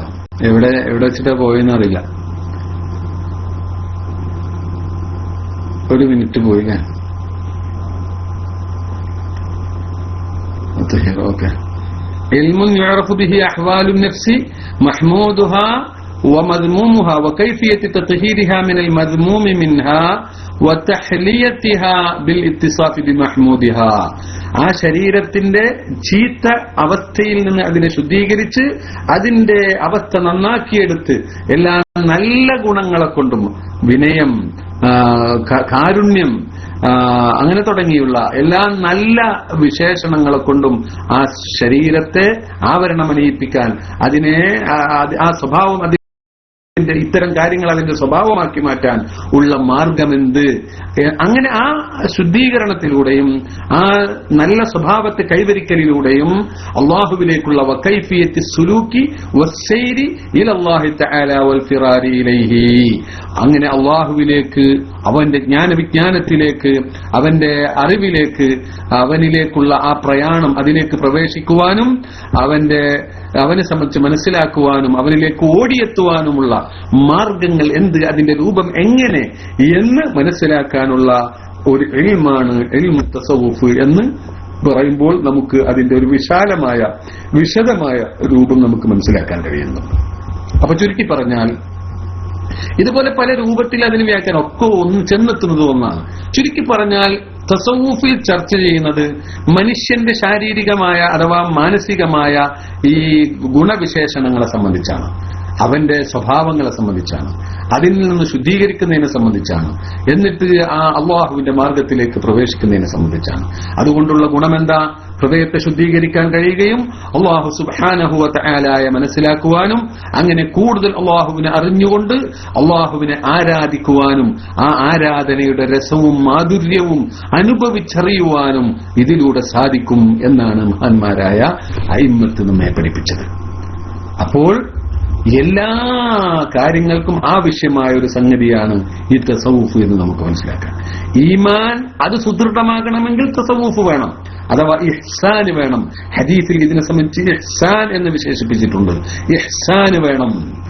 ഇസ്ലാം അഥവാ നിസ്കാരം, നോമ്പ് തുടങ്ങിയുള്ള അമലുകളെല്ലാം തന്നെ, ദിക്ർ, സ്വലാത്ത് തുടങ്ങിയുള്ള എല്ലാ അമലുകളും അത് വേണ്ട പോലെ ആവണമെങ്കിൽ, അത് അതിന്റെ ശുദ്ധി പോലെ ആവണമെങ്കിൽ, അത് പൂർണ്ണ രൂപത്തിലാവണമെങ്കിൽ, അതിന്റെ മധുരം അനുഭവിക്കണമെങ്കിൽ ഇത് വേണം. ഇതിലൂടെയാണ് അത് നേടിയെടുക്കാൻ സാധിക്കുക. അതുപോലെ തന്നെ അള്ളാഹുവിനെ അറിയുക, ജ്ഞാനവിജ്ഞാനത്തിന്റെ ലോകത്തേക്ക് പ്രവേശിക്കുക, അതിനൊക്കെ ആദ്യമായി ഉണ്ടാവുന്ന ശരീരത്തിന്റെ ശുദ്ധി, ഇതിനൊക്കെ ആവശ്യമായ കാര്യങ്ങളെ സംബന്ധിച്ച് പഠിപ്പിക്കുന്ന അറിവാണ് ഇൽമു തസവ്വുഫ് എന്നാണ് ബഹുമാനപ്പെട്ട അയിമ്മത്ത് നമ്മെ പഠിപ്പിച്ചത്. അപ്പോ ഇത് എവിടെ നിന്ന് കിട്ടി ഇങ്ങനെ ഒരു അറിവ്? ഒരുപാട് നിലക്കുകൾ വ്യാഖ്യാനിച്ചിട്ടുണ്ട്. ഇനി അതിലേക്കൊന്നും ഞാൻ പോകുന്നില്ല. ഈ രണ്ട് വ്യാഖ്യാനങ്ങളിൽ നിന്ന് ആദ്യം ബഹുമാനപ്പെട്ട ശൈഖ് തങ്ങൾ പറഞ്ഞതിൽ നിന്ന് വളരെ ആഴത്തിലുള്ള കാര്യങ്ങൾ ആ ചുരുങ്ങിയ വാക്കിൽ ബഹുമാനപ്പെട്ടവർ ഉൾപ്പെടുത്തിയിട്ടുണ്ട്. എന്നാൽ അതിന്റെ ഒരു വിശദമായ രൂപമാണ് മുതഅഖിരീങ്ങളായ പണ്ഡിതന്മാരിൽ ചിലർ പറഞ്ഞത് ഞാൻ ഇവിടെ വിവരിച്ചത്. എന്നാൽ ഇത് എവിടെ നിന്നാണ് ഈ ഇൽമ് കിട്ടുന്നത്? ഈ ഇൽമ് എവിടെയാണുള്ളത്? ഈ ഇൽമി എവിടെ നിന്ന് സംഘടിപ്പിച്ചതാ? എവിടെന്നെങ്കിലൊക്കെ ഏതെങ്കിലും ചില ആളുകൾ പറയുന്നത് പോലെ ഹൈന്ദവ ജൂത മതഗ്രന്ഥങ്ങളിൽ നിന്ന് കടമെടുത്തതാണ് എന്ന് ചിലർ ആക്ഷേപിക്കാറുണ്ട്. ഇതിന് ഇസ്ലാമിൽ യാതൊരു അടിത്തറയുമില്ല എന്ന് പറയാറുണ്ട്. എന്നാൽ ബഹുമാനപ്പെട്ട അയിമ്മത്ത് ഉലമാ അത് കൃത്യമായി പറഞ്ഞിട്ടുണ്ട്. ഇത് എവിടെ നിന്നാണ് കിട്ടിയത്? അത് വസ്തിംദാദുഹു മിനൽ കിതാബി വസ്സുന്നഹ് വൽ ആസാരി സാബിതതി അൻ ഖവാസിൽ ഉമ്മ. കിതാബ് സുന്നത്തിൽ നിന്നും മഹാന്മാരായ സഹാബത്ത് താബിഈങ്ങൾ പോലെയുള്ള മഹത്തുക്കളായ അള്ളാഹുവിന്റെ ആരിഫീങ്ങളായ ഔലിയാക്കളുടെ സ്വഭാവം, അവരുടെ പ്രവർത്തനങ്ങളിൽ നിന്നും അവരുടെ വാക്കുകളിൽ നിന്നുമൊക്കെയാണ് ഇത് മനസ്സിലാക്കിയിട്ടുള്ളത്, പുറത്തുനിന്ന് ഇവിടൊന്നുമല്ല എന്നാണ് ബഹുമാനപ്പെട്ട അയിമ്മത്ത് നമ്മെ പഠിപ്പിച്ചത്. ഈ പറഞ്ഞ യാഥാർത്ഥ്യമാണ് ഇനി നമുക്ക് മനസ്സിലാക്കാനുള്ളത്. ഈ പറഞ്ഞ യാഥാർത്ഥ്യം അത് വിശുദ്ധ ഖുർആനിൽ നിന്നും തിരുസുന്നത്തിൽ നിന്നുമാണെന്ന് പറയുമ്പോൾ, വിശുദ്ധ ഖുർആനിലും തിരുസുന്നത്തിലും എവിടെയാണ് തസവ്വുഫിനെ സംബന്ധിച്ച് പറയുന്നത്? നമുക്കെല്ലാവർക്കും അറിയാം. നാം മനസ്സിലാക്കിയിട്ടുള്ളതാണ്. വിശദമായി നാം അത്തരം വിഷയത്തിലേക്ക് ഞാൻ കടക്കുന്നില്ല. അതായത് പരിശുദ്ധ ദീനിനെ നാം അതിന്റെ ബാഹ്യമായ രൂപം നാം ഉൾക്കൊണ്ട് ജീവിക്കുമ്പോൾ നാം ശരീഅത്ത് എന്ന് പറയും. അതേസമയത്ത് അതിനെ ഒന്നുകൂടെ സൂക്ഷ്മതയോടുകൂടെ കർക്കശമായി അതിനെ കൊണ്ടു നടക്കുകയും അതിന് കൂടുതൽ ആത്മാർത്ഥമായി അള്ളാഹുവിന്റെ സാമീപ്യം അനുഭവിച്ചറിഞ്ഞുകൊണ്ട് അതിനെയൊക്കെ കൊണ്ടു നടക്കാൻ കഴിയുന്ന ഒരവസ്ഥ, അതിനെ സംബന്ധിച്ചാണ് തരീഖത്ത് എന്ന് നമ്മൾ പറയുന്നത്. ഇതൊക്കെ കൂടി കൂടുന്നതാണ് നാം തസവ്വുഫ് എന്നതുകൊണ്ട് ഉദ്ദേശിക്കുന്നതും. അങ്ങനെ ആ തരീഖത്തിലൂടെ നടക്കുമ്പോൾ, ആ കൂടുതൽ സൂക്ഷ്മതയോടുകൂടെ നാം ജീവിക്കുമ്പോൾ നമ്മുടെ ശരീരശുദ്ധിയും ആത്മീയമായ ശുദ്ധിയും ഒക്കെ കൈവരിച്ചുകൊണ്ട് പിന്നീട് അള്ളാഹുവിനെ സംബന്ധിച്ച് നമുക്ക് മനസ്സിലാക്കാൻ കഴിയുന്ന അവസ്ഥ, അള്ളാഹുവിനെ സംബന്ധിച്ച് കൂടുതൽ അറിയാൻ കഴിയുന്ന അവസ്ഥ, കൂടുതൽ നമുക്ക് അള്ളാഹുവിനെ ഉൾക്കൊള്ളാനും അവരോടുള്ള മഹബത്തും സ്നേഹവും അവരെ സംബന്ധിച്ചുള്ള റിളയും ഒക്കെ കൂടുതൽ സുദൃഢമാവുകയും ചെയ്യുന്ന അവസ്ഥ, ഇതൊക്കെയാണല്ലോ ഇതിൽ ഉദ്ദേശിക്കുന്നത്. ഇങ്ങനെ ഒരു അറിവിനെ സംബന്ധിച്ചും ഇങ്ങനെ ഒരു പ്രവർത്തനത്തിനെ സംബന്ധിച്ചും വിശുദ്ധ ഖുർആൻ പറയുന്നുണ്ടോ എന്ന് ചോദിച്ചാൽ, വിശുദ്ധ ഖുർആൻ ഒരുപാട് ആയത്തുകളിൽ പറയുന്നുണ്ട്. ഒരായത്തിലല്ല, ഒരുപാട് ആയത്തുകളിൽ പറയുന്നുണ്ട്. വിശുദ്ധ ഖുർആൻ വിവിധ ആയത്തുകളിൽ ഇതിലേക്ക് സൂചിപ്പിച്ചിട്ടുണ്ട്, വ്യക്തമായും സൂചനയായും പറഞ്ഞിട്ടുണ്ട്. അതിൽ ഒരു ആയത്ത് ഞാൻ ഇവിടെ പറയാം. ബഹുമാനപ്പെട്ട സൂറത്ത് യൂനുസിലെ ഞാൻ നേരത്തെ ഓതി വെച്ച ആയത്ത്, യാ അയ്യുഹന്നാസു ഖദ് ജാഅതുക്കും മൗഇദത്തും മിർ റബ്ബിക്കും വശിഫാഉൻ ലിമാ ഫിസ് സുദൂർ വഹുദൻ വറഹ്മത്തുൽ ലിൽ മുഅ്മിനീൻ. യാ അയ്യുഹന്നാസ്, ഓ ജനങ്ങളെ, ഖദ് ജാഅതുകും മൗഇദത്തും മിർ റബ്ബിക്കും, നിങ്ങൾക്കിതാ വന്നിരിക്കുന്നു അല്ലാഹുവിൽ നിന്ന്, നിങ്ങളുടെ രക്ഷിതാവിൽ നിന്ന് മൗഇദത്ത് വന്നിരിക്കുന്നു, ഉപദേശം വന്നിരിക്കുന്നു. വശിഫാഉൻ ലിമാ ഫിസ് സുദൂർ, നിങ്ങളുടെ ഹൃദയത്തിലുള്ള രോഗങ്ങൾക്ക് ശിഫ വന്നിരിക്കുന്നു, അതിനെ ശുദ്ധീകരിക്കുന്ന, അതിൽ നിന്ന് മോചനം നൽകുന്ന, അതിന്റെ ആ രോഗങ്ങളിൽ നിന്ന് ശിഫ നൽകുന്ന മാർഗങ്ങൾ അതും ഈ വിശുദ്ധ ഖുർആനിലൂടെ നിങ്ങൾക്ക് വന്നിരിക്കുന്നു. വഹുദൻ, സന്മാർഗവും വന്നിരിക്കുന്നു. വറഹ്മത്തുൽ ലിൽ മുഅ്മിനീൻ, മുഅ്മിനീങ്ങൾക്ക് അനുഗ്രഹവും വന്നിരിക്കുന്നു എന്ന് ഈ ആയത്തിൽ വിശുദ്ധ ഖുർആനിനെ സംബന്ധിച്ച് 4 കാര്യങ്ങളിലൂടെയാണ് വിശദീകരിച്ചത്. ഒരൊറ്റ ഖുർആനെ സംബന്ധിച്ചായി പറഞ്ഞതൊക്കെ. ഇതിനെ ഖുർആനിന്റെ അവസ്ഥ 4 രൂപത്തിലാണ്. ഒന്ന് മൗഇദത്ത്, ഒന്ന് ശിഫാ, ഒന്ന് ഹുദ, ഒന്ന് റഹ്മത്തുൽ ലിൽ മുഅ്മിനീൻ. ഇതാണ്, ഈ നിലക്കാണ് ഖുർആനെ അല്ലാഹു സുബ്ഹാനഹു വ തആല പരിചയപ്പെടുത്തിയത്. എന്താണ് ആ പറഞ്ഞത്? ആ പറഞ്ഞത് കൊണ്ട് ഉദ്ദേശിക്കുന്നത് എന്താണ്? വിശുദ്ധ ഖുർആനിന്റെ ആയത്തുകൾക്കുള്ള 4 അവസ്ഥകളാണ്, 4 ഘട്ടങ്ങളാണ് ആ പറയുന്നത്. അത് മൗഇദത്തുൻ, ഒന്ന് മൗഇദത്താണ്. മൗഇദത്ത് എന്ന് പറഞ്ഞാൽ ഉപദേശം. ഉപദേശം എന്ന് പറഞ്ഞാൽ ഒരു മനുഷ്യന് ആദ്യമായി കിട്ടേണ്ട, ആദ്യമായി അവന്റെ ജീവിതം, ഒരു മുസ്ലിമായുള്ള ജീവിതം നയിക്കേണ്ടുന്ന അതിനുള്ള മാർഗങ്ങൾ, അതിനുള്ള ഉപദേശങ്ങൾ, അതിനുള്ള നിർദ്ദേശങ്ങൾ, തബ്ശീറും ഇൻദാറും നൽകിക്കൊണ്ട്, അവാമിറുകളും നവാഹികളും നൽകിക്കൊണ്ട് അവനെ നന്നാക്കി കൊണ്ടുവരുന്ന, ഈ മാർഗത്തിലേക്ക് ഇങ്ങോട്ട് കൊണ്ടുവരുന്ന ആ ഘട്ടത്തെയാണ് മൗഇദത്ത് എന്ന് പറഞ്ഞുകൊണ്ട് സൂചിപ്പിച്ചത്. മൗഇദത്ത് ഉപദേശമാണ്. അവനാവശ്യമായ ശിർക്കിനെ തൊട്ട് അവനെ പേടിപ്പിക്കുന്നു, തൗഹീദിലേക്ക് അവനെ ആനയിക്കുന്നു, അതിനാവശ്യമായ ഉപദേശങ്ങൾ നൽകുന്നു. നിസ്കാരം ഉപേക്ഷിച്ചാലുള്ള ശിക്ഷ അവനെ ഭയപ്പെടുത്തി അറിയിക്കുന്നു, അതുപോലെ നിസ്കരിച്ചാലുള്ള ഫലങ്ങൾ നൽകുന്നു. ഇതൊക്കെയാണ് മൗഇദത്ത്.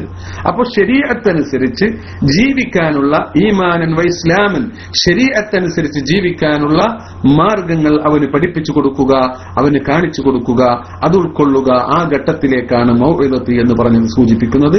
അതാണ് ശരീഅത്ത് എന്ന് പറയുന്നത്.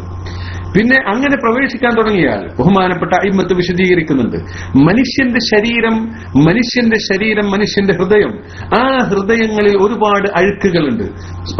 എല്ലാവരും ഒരുപോലെയല്ല, പല രൂപത്തിലാണ്. ചില ആളുകൾ, ബഹുമാനപ്പെട്ട ഇമാമുൽ റാസി തങ്ങൾ പറയുന്നുണ്ട് ഈ ആയത്തിന്റെ വ്യാഖ്യാനത്തിൽ, ജവാഹിറുൻ നഫ്സിൻ നാതിഖ മുഖ്തലിഫത്തുൻ ബിൽ മാഹിയ ഫഖദ് തകൂനു നഫ്സു നഫ്സൻ മുശ്രിഖതൻ നൂറാനിയതൻ ഇലാഹിയതൻ ഉൽവിയ ഖലീലത തഅല്ലുഖ് ബിൽ ജവാദിബ് അൽ ബദനിയ വൻ നവാസിൽ الجسمانية فلا جرم كانت أبدا شديدة الاستعداد للقبول قبول الجلايا القدسية والأنوار الإلهية فلا جرم خالط عليها من عالم الغيب تلك الأنوار على سبيل الكمال والتمام وهذا هو المراد بالعلم اللدني. ബഹുമാനപ്പെട്ട ഇമാം റാസി തങ്ങൾ ഈ ആയത്തിന്റെ വ്യാഖ്യാനത്തിൽ മറ്റുമൊക്കെയായി പറയുന്ന ഒരു യാഥാർത്ഥ്യമാണ്. മനുഷ്യന്റെ ശരീരം, അവന്റെ ഈ ഘടന, ഈ റൂഹും ഭൗതിക ശരീരം കൂടി ഉണ്ടായിച്ചേരുന്ന ആ വനഫ്സിമ സവ്വാഹ എന്ന് പറഞ്ഞ ആ രണ്ടും കൂടി കൂടിച്ചേർന്ന ആ നഫ്സ് എന്ന് പറയുന്ന ആ അവസ്ഥ, ആ ഒരു സംഗതി, അത് വ്യത്യസ്തമാണ്. ചിലത് വളരെ നല്ല ഉഷാറായിരിക്കും, നൂറാനിയായിരിക്കും. ചിലത് അതിന് ഭൗതികമായ ബന്ധങ്ങൾ കുറവായിരിക്കും. എന്നാൽ മറ്റു ചിലത് കൂടുതൽ ഭൗതികമായ ബന്ധങ്ങളും അതിന്റെ ബന്ധനങ്ങൾക്കും അടിമപ്പെട്ടിട്ടുണ്ടായിരിക്കും. അത് അവന്റെ പൂർവികരുടെയും അവന്റെ ചെറുപ്പകാലങ്ങളിലുള്ള ജീവിതത്തിനനുസരിച്ച് റൂഹിന്റെ സ്വഭാവം മോശമായതും കൂടിയതൊക്കെ ഉണ്ടായിരിക്കും. ഏതായിരുന്നാലും ശരി, അതിൽ നിന്ന്, ഈ അവസ്ഥയിൽ നിന്ന് മനുഷ്യനെ ശുദ്ധീകരിച്ചുകൊണ്ട് അതിലുള്ള ഈ ബന്ധങ്ങളും ഭൗതികമായ തടസ്സങ്ങളും ബന്ധങ്ങളും ബന്ധനങ്ങളും ശുദ്ധീകരിച്ചുകൊണ്ട് അവനെ ആ രോഗങ്ങളിൽ നിന്ന്, ഭൗതികമായ മറകളിൽ നിന്ന് അതിൽ നിന്ന് മോചിതനാക്കുക എന്നതാണ് 2ാം ഘട്ടം. അതിൽപ്പെട്ടതാണ് അഹങ്കാരം. അവന്റെ രോഗങ്ങളാണ് അഹങ്കാരം, ഹുബ്ബുദ്ദുനിയ, റിയാ തുടങ്ങിയുള്ള, ഹസദ് തുടങ്ങി, കിബർ തുടങ്ങിയുള്ള പല കാര്യങ്ങൾ.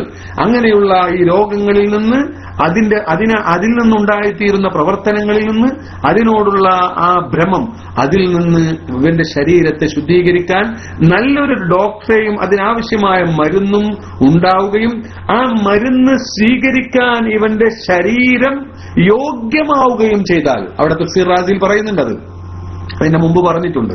അതായത് ആദ്യം ഡോക്ടർ വേണം, മരുന്ന് വേണം. അത് ഡോക്ടറും മരുന്നും ഉണ്ടായാൽ പോരാ, ആ ഡോക്ടറുടെ ചികിത്സ, മരുന്നിനെ അതിനെ പ്രതികരിക്കുന്ന അവസ്ഥ, അതിനെ സ്വീകരിക്കുന്ന അവസ്ഥ ഇവന്റെ ശരീരത്തിനുണ്ടാവണം. നമ്മൾ പറയാറില്ല മരുന്നിനോട് പ്രതികരിക്കുന്നില്ല, ചികിത്സയോട് പ്രതികരിക്കുന്നില്ല എന്ന് ചില രോഗികളെ സംബന്ധിച്ച് പറയുന്നുണ്ടല്ലോ. അപ്പൊ പിന്നെ കാര്യമില്ല.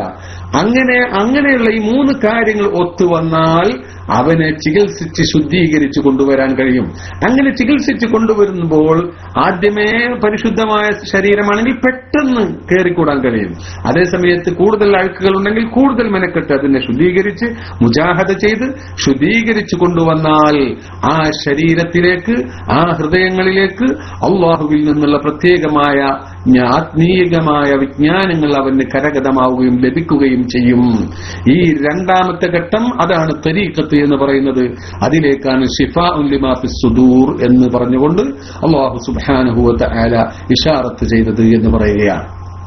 إذا عرفت هذا فنقول أن محمد صلى الله عليه وسلم كان كالطبيب الحاذق وهذا القرآن عبارة عن مجموع أدويته التي بتركيبها تعالج القلوب المريضة എന്നിങ്ങനെ പറഞ്ഞുകൊണ്ട് ബഹുമാനപ്പെട്ടവർ പറയുന്നുണ്ട്. അവസാനം പറയാണ്, ആ നിലക്ക് ഇങ്ങനെ കൊണ്ടുവന്ന് ശുദ്ധീകരിച്ചു കൊണ്ടുവന്ന് അവന്റെ ആ ശരീരത്തെ ഇത്തരം കാര്യങ്ങൾക്ക് അള്ളാഹുവിൽ നിന്ന് ഫൈദ് സ്വീകരിക്കാൻ ഉതകുന്ന അവസ്ഥയിലേക്ക് ശുദ്ധീകരിച്ച് കൊണ്ടുവരുന്ന പ്രക്രിയ, അതാണ് തരീഖത്തിലൂടെ ഉദ്ദേശിക്കുന്നത്. അങ്ങനെ ആ ശുദ്ധീകരണം നടക്കുമ്പോൾ അള്ളാഹു ശുദ്ധീകരിച്ച് അതിന്റെ പൂർണ്ണതയിലേക്ക് എത്തിയാൽ അള്ളാഹു സുബ്ഹാനഹു വ തആലയിൽ നിന്ന് അവന് പ്രത്യേകമായ ജ്ഞാനവിജ്ഞാനങ്ങൾ, അതൊരിക്കലും തന്നെ പരിശുദ്ധ ദീനിനെതിരാവുകയില്ല. പരിശുദ്ധ ദീനിന്റെ വിശദീകരണങ്ങളും അതുപോലെ അള്ളാഹുവിന്റെ ഈ സിഫാത്തുകളുടെ വിശദീകരണങ്ങളും ഈ പ്രപഞ്ചത്തിന്റെ രഹസ്യങ്ങളും കൂടുതൽ കൂടുതൽ ഈമാനിനെയും ഇസ്ലാമിനെയും ശക്തിപ്പെടുത്തുന്ന ജ്ഞാനവിജ്ഞാനങ്ങളുടെ ലോകത്തേക്കുള്ള കവാടം അവന് തുറക്കപ്പെടുകയും ചെയ്യും. ആ 3-ാം ഘട്ടം ഹഖീഖത്ത് എന്ന് പറയുന്ന 3-ാം ഘട്ടം, അതിലേക്കാണ് ഹുദൻ എന്ന് പറയുന്നത് സൂചിപ്പിക്കുന്നത്. ആദ്യം മൗഇദത്തിലൂടെ അവനെ ഇങ്ങോട്ട് കൊണ്ടുവന്നു, പിന്നീട് അവന്റെ ഈ രോഗങ്ങളെ ശിഫയാക്കി. ആ ശിഫയിലൂടെ ഇങ്ങനെ പോയാൽ അവന്റെ ശരീരം ശുദ്ധിയാകുമ്പോൾ അവന് അല്ലാഹുവിൽ നിന്ന് അപ്പോൾ ഹുദയ പറയുന്നത് എന്താ? പിന്നെ ഖദ് ജാഅതുക്കും മൗഇദത്തും മിർ റബ്ബിക്കും വശിഫാഉൻ ലിമാ ഫിസ് സുദൂർ. മൗഇദത്ത് വന്നു, ശിഫയും വന്നു, എന്നിട്ട് വഹുദൻ, ഹുദയും വന്നു എന്നാ പറയുന്നത്. 3-ാമതായി പറയുന്ന ആ ഹുദ, അത് ഈ പ്രത്യേക ഹുദയാവുന്നു. അല്ലാഹുവിൽ നിന്ന് ലഭിക്കുന്ന ജ്ഞാനവിജ്ഞാനങ്ങളുടെ ആ അത്ഭുതകരമായ അവർണ്ണനീയമായ ആ ലോകത്തേക്കുള്ള പ്രവേശനമാകുന്നു അതുകൊണ്ട് ഉദ്ദേശിക്കുന്നത്. അതാണ് ഹഖീഖത്ത് എന്ന് പറയുന്നത് കൊണ്ട് ഉദ്ദേശിക്കുന്നത്. വഹുദൻ, കണ്ടോ? فالحاصل أن الموعظة إشارة إلى تطهير ظواهر الخلق. സൃഷ്ടികളുടെ ബാഹ്യമായ അവസ്ഥയെ ശുദ്ധീകരിക്കുന്ന, ഷിർക്കിൽ നിന്നും മഅസിയത്തുകളിൽ നിന്നും ശുദ്ധീകരിക്കുന്ന അവസ്ഥയിലേക്കാണ് മൗഇദത്ത് എന്ന് പറയുന്നത് സൂചിപ്പിക്കുന്നത്. അമ്മാലായം ബഗി, യോജിക്കാത്തതിന് തൊട്ടൊക്കെ അത് ശുദ്ധീകരിക്കുക. വഹുവ ശരീഅ, അതാണ് ശരീഅത്ത്, അതാണ് ശരീഅത്ത്. വശിഫാഉ, ശിഫാ എന്ന പ്രയോഗം ഇശാറത്തുൻ ഇലാ തത്ഹീരിൽ അർവാഹി അനിൽ അഖായിദിൽ ഫാസിദതി വൽ അഖ്ലാഖിൽ ദമീമ. ഫാസിദായ വിശ്വാസങ്ങളിൽ നിന്നും ചീത്ത സ്വഭാവങ്ങളിൽ നിന്നും ശരീരത്തിന്റെ സ്വഭാവങ്ങളിൽ നിന്നും റൂഹിനെയും നഫ്സിനെയും ശുദ്ധീകരിക്കുന്ന ഘട്ടം, അതാണ് തരീഖത്ത് എന്ന് പറയുന്നത് കൊണ്ട് ഉദ്ദേശിക്കുന്നത്. മനസ്സിലായ? ഖുർആനാണ് ഈ പറഞ്ഞത്. ഇതാണ് തരീഖത്ത്. വഹുദൻ എന്ന് പറഞ്ഞത് വഹുവ ഇശാറത്തുൻ ഇലാ ളുഹൂരി നൂരിൽ ഹഖ് ഫീ ഖുലൂബി സിദ്ദീഖീന. ആ യഥാർത്ഥ സിദ്ദീഖീങ്ങളായ അല്ലാഹുവുമായി സിദ്ഖ് കൊണ്ട് പെരുമാറുന്ന അവസ്ഥ, അതാണ് തസവ്വുഫ് എന്ന് പറഞ്ഞല്ലോ. നോക്ക്, അയിമ്മത്തിന്റെ ഈ വിഷയത്തിലുള്ള മഹത്തുക്കളുടെ യഥാർത്ഥകളുടെ യോജിപ്പ് ആ സിദ്ഖിലേക്ക് എത്തുമ്പോഴാണ് സിദ്ദീഖാവുന്നത്. ആ സിദ്ദീഖിന്റെ ഹൃദയത്തിലാണ്, സിദ്ദീഖീങ്ങളുടെ ഹൃദയത്തിലാണ് അല്ലാഹുവിനെ സംബന്ധിച്ചുള്ള ജ്ഞാനവിജ്ഞാനങ്ങളുടെ മഴ, ആ സുന്ദരമായ ആ ലോകത്തേക്കുള്ള പ്രവേശനം അതിലൂടെയാണ് സാധ്യമാകുന്നത്. അപ്പോഴാണ് ആ കവാടം ഇശാറത്താകുന്നു, അത് ഹഖീഖത്തിലേക്ക് ഇശാറത്താകുന്നു. മനസ്സിലായോ? അപ്പൊ ഇത് ഖുർആൻ പറഞ്ഞതാണ്, ഖുർആനിലില്ലാത്തതാണ് എന്ന് പറഞ്ഞത് ഖുർആൻ അറിയാത്തത് കൊണ്ടാണ്. എന്ന് പലരും പറയുന്നത് ഖുർആൻ എന്ത് എന്ന് അറിയാത്തത് കൊണ്ടാണ്. ഖുർആനിനെ പരിഭാഷ വായിച്ചതുകൊണ്ട് അന്ന് ഒരല്പം എങ്കിലും ചിന്തിക്കാതെ എന്താണ് ഇതൊക്കെ ഇങ്ങനെ പറയാൻ കാരണം, ഒരേ ഒരു ഖുർആനെ സംബന്ധിച്ച് ഇങ്ങനെ വിശദീകരിക്കാൻ കാരണം എന്ത്, ഈ തർത്തീബിന്റെ ഘടന എന്ത്, അതിലുള്ള ഹിക്മത്ത് എന്ത് എന്നൊക്കെ ചിന്തിക്കണം. അപ്പൊ അയിമ്മത്ത് അവിടെ എന്താണ് പറഞ്ഞിട്ടുള്ളത് എന്ന് ആലോചിക്കണം. ബഹുമാനപ്പെട്ട മുഫസ്സിരീങ്ങൾ അത് വിശദീകരിച്ചിട്ടുണ്ട്. അവർ പറഞ്ഞത് മുഴുവനും ഹദീസുകളിലും നമുക്ക് കാണാം. അത്തരം നിന്നും ആഴത്തിലേക്ക് പോവേണ്ടതില്ല. നമുക്ക് ഈ പറഞ്ഞ ആയത്തുകളിൽ നിന്ന് തന്നെ ഇതൊക്കെ വളരെ വിശദമായി നമുക്ക് മനസ്സിലാക്കാൻ കഴിയും. അതാണ് ഹഖീഖത്ത്. കണ്ടോ, ഇതാണ് തസവ്വുഫ് പ്രതിനിധാനം ചെയ്യുന്നത്. ഈ നിലക്കുള്ള ഒരു ശുദ്ധി വരുത്തിക്കൊണ്ട് അള്ളാഹുവിനെ കൂടുതൽ മനസ്സിലാക്കി കൊടുക്കുകയും അങ്ങനെ അള്ളാഹുവിനെ അറിഞ്ഞ് ആരാധിക്കുന്ന ഒരു വിഭാഗം ഇവിടെ ഉണ്ടാകുകയും അങ്ങനെ അള്ളാഹുവിൽ നിന്ന് ആ ലദുന്യ ഇൽമ് സമ്പാദിക്കുകയും ചെയ്യുന്ന മഹത്തുക്കളായ അള്ളാഹുവിന്റെ ആരിഫീങ്ങൾ. അങ്ങനെ എത്തിപ്പെട്ടാൽ വറഹ്മത്തുൽ ലിൽ മുഅ്മിനീൻ, നാലാം ഘട്ടമായി പറയുന്നു, അങ്ങനെ എത്തി അള്ളാഹുവിൽ നിന്നുള്ള വിജ്ഞാനവും കൂടി കരസ്ഥമാകുന്ന അവസ്ഥയിലേക്ക് എത്തിയതിനു ശേഷമാണ് വറഹ്മത്തുൻ, റഹ്മത്തായി മാറുന്നത്. റഹ്മത്തുൽ ലിൽ മുഅ്മിനീൻ, മുഅ്മിനീങ്ങൾക്ക് റഹ്മത്താകുന്നു, മറ്റുള്ളവർക്ക് ഗുണമായി മാറുന്നു. ഇവിടെ ഇമാം റാസി അത് നുബുവത്തിലേക്ക് സൂചിപ്പിച്ചു എന്നാണ് പറഞ്ഞിട്ടുള്ളത്. എന്നാൽ ഒന്നുകൂടെ വിശദമായി മറ്റു ചില തഫ്സീറുകൾ കൂടി പരിശോധിച്ചാൽ ഹസാലത്തൻ അത് നുബുവത്തിലേക്കും അത് വിലായത്തിലേക്കുമാണ് സൂചിപ്പിക്കുന്നത്. അഥവാ ഈ അവസ്ഥയിലേക്ക് ഉയർന്ന് പിന്നീട് അപ്പോഴാണ് ഇർഷാദിന് മറ്റുള്ളവരെ നന്നാക്കാനുള്ള അവസ്ഥ. അപ്പോഴത് മുഅ്മിനീങ്ങൾക്ക് ഗുണമാകുന്നത്, മുഅ്മിനീങ്ങൾക്ക് അനുഗ്രഹമാകുന്നത്. പല നിലയ്ക്ക് ഇവർ പിന്നീട് മുഅ്മിനീങ്ങൾക്ക് അനുഗ്രഹമായി മാറുന്നു, അവർക്ക് ഗുണകരമായി മാറുന്നു. ഇർഷാദ് കൊണ്ടും അവരുടെ ബറക്കാത്തുകളെ കൊണ്ടും അവർ ലോകത്തിന്, അവർ മുഅ്മിനീങ്ങൾക്ക് പ്രത്യേകിച്ചും റഹ്മത്തായി മാറുകയാണ്. അവർക്കാണ് അതിന്റെ ഫലം ലഭിക്കുക. അതിന്റെ നാലാം ഘട്ടം അതിലേക്കാണ് സൂചിപ്പിക്കുന്നത് എന്ന് ബഹുമാനപ്പെട്ട ഇമാം റാസി തങ്ങൾ പറയുകയാണ്. ഈ ആശയം വിശദീകരിക്കുന്ന മറ്റു പല ആയത്തുകളും നമുക്ക് കാണാൻ കഴിയും. ഞാൻ കൂടുതലൊന്നും പറയുന്നില്ല. ഈ ഒരൊറ്റ കാര്യം മനസ്സിലാക്കിയാൽ മതി. ബഹുമാനപ്പെട്ട അയിമ്മത്ത് വിശുദ്ധ ഖുർആനിൽ നിന്ന് ഈ യാഥാർത്ഥ്യം മനസ്സിലാക്കി നമുക്ക് പറഞ്ഞു തരികയാണ്. അതുകൊണ്ട് അതാണ് തസവ്വുഫ്. അതുകൊണ്ട് ഏതെങ്കിലും പരിശുദ്ധ ഇസ്ലാമിന്റെ പേര് പറഞ്ഞു നടക്കുന്ന നാമധാരികളായ കപടന്മാരായ ആളുകൾ എല്ലാ കാലത്തും ഇസ്ലാമിനെ നശിപ്പിക്കാൻ പല മാർഗങ്ങളും സ്വീകരിച്ചിട്ടുണ്ട്. അതുകൊണ്ട് അത്തരത്തിൽ പറയപ്പെടേണ്ടുന്ന ചില ആളുകൾ തസവ്വുഫിന്റെ പേരിൽ കോമാളിത്തം കാട്ടിയതിന്റെ പേരിൽ തസവ്വുഫിനെ ആരും വിമർശിക്കാൻ നിൽക്കണ്ട. തസവ്വുഫ് എന്ന് പറഞ്ഞത് പരിശുദ്ധ ഖുർആനിൽ നിന്ന്, പരിശുദ്ധമായ സുന്നത്തിൽ നിന്ന്, ബഹുമാനപ്പെട്ട മഹത്തുക്കളായ സഹാബത്തിന്റെ ജീവിതത്തിൽ നിന്ന്, ബഹുമാനപ്പെട്ട ആരിഫീങ്ങളുടെ ജീവിതത്തിൽ നിന്ന് കടഞ്ഞെടുത്തതാണ് പരിശുദ്ധമായ തസവ്വുഫ്. അതാണ് സൂഫിസം എന്ന് പറയുന്നത്. ആ സൂഫിസം കൊണ്ട് ഉദ്ദേശിക്കുന്നത് ശരീരത്തെ ശുദ്ധീകരിക്കലാണ്. അതിനെ ഭൗതികതയിലേക്ക് കൂടുതൽ അടിമപ്പെടുത്തലല്ല. മനുഷ്യന്മാരുടെ പണം വാങ്ങിക്കൊണ്ട് ജനങ്ങളെ പറ്റിക്കാനല്ല തസവ്വുഫ് പഠിപ്പിക്കുന്നത്. മനുഷ്യന്മാരിൽ നിന്ന് കോടികൾ പിരിച്ചിട്ട് അതിനെ സംബന്ധിച്ച് മിണ്ടാതിരിക്കാനല്ല തസവ്വുഫ് പഠിപ്പിക്കുന്നത്. ഇവർക്ക് തസവ്വുഫ് ഉച്ചരിക്കാനുള്ള യാതൊരു അവകാശവുമില്ല. തസവ്വുഫിനെ നശിപ്പിക്കുകയാണ് ഇവർ ചെയ്യുന്നത്. ദീനിനെ നശിപ്പിക്കണം ഇവർക്ക്. നാം മനസ്സിലാക്കണം, തസവ്വുഫ് എന്ന് പറഞ്ഞാൽ അത് ശുദ്ധി വരുത്തുകയാണ്. ഭൗതികതയിൽ നിന്ന്, ഭൗതികമായ ആഡംബരങ്ങളിൽ നിന്ന്, ഭൗതികമായ തസവ്വുഫ് എന്ന പദം തന്നെ സൂഫിൽ നിന്ന് വന്നതാണെന്നാണ് പറയുന്നത്. ഏറ്റവും വലിയ കണ്ണഞ്ചിപ്പിക്കുന്ന വസ്ത്രങ്ങൾ ധരിച്ചുകൊണ്ട് മുനാഫിക്കീങ്ങളുടെ ലക്ഷണമായി പറഞ്ഞു.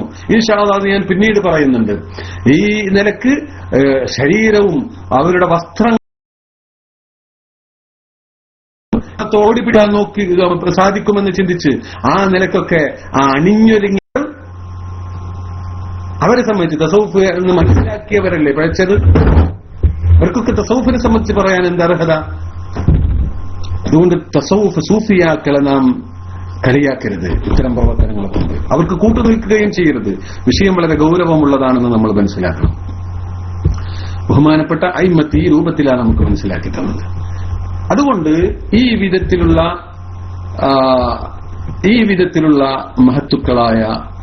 മഹത്തായ ഒരു ശുദ്ധീകരണ പ്രക്രിയയാണ് തസവ്വുഫ് എന്ന പേരിൽ ലോകം അറിഞ്ഞത്.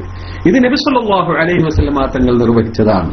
നബി സല്ലല്ലാഹു അലൈഹി വസല്ലമ തങ്ങൾ ഇത് തന്നെയാണ് നിർവഹിച്ചത്. ബഹുമാനപ്പെട്ട ജിബ്രീൽ അലൈഹി സ്വലാത്തു വസ്സലാം വന്നുകൊണ്ട് നബി സല്ലല്ലാഹു അലൈഹി വസല്ലമ തങ്ങൾ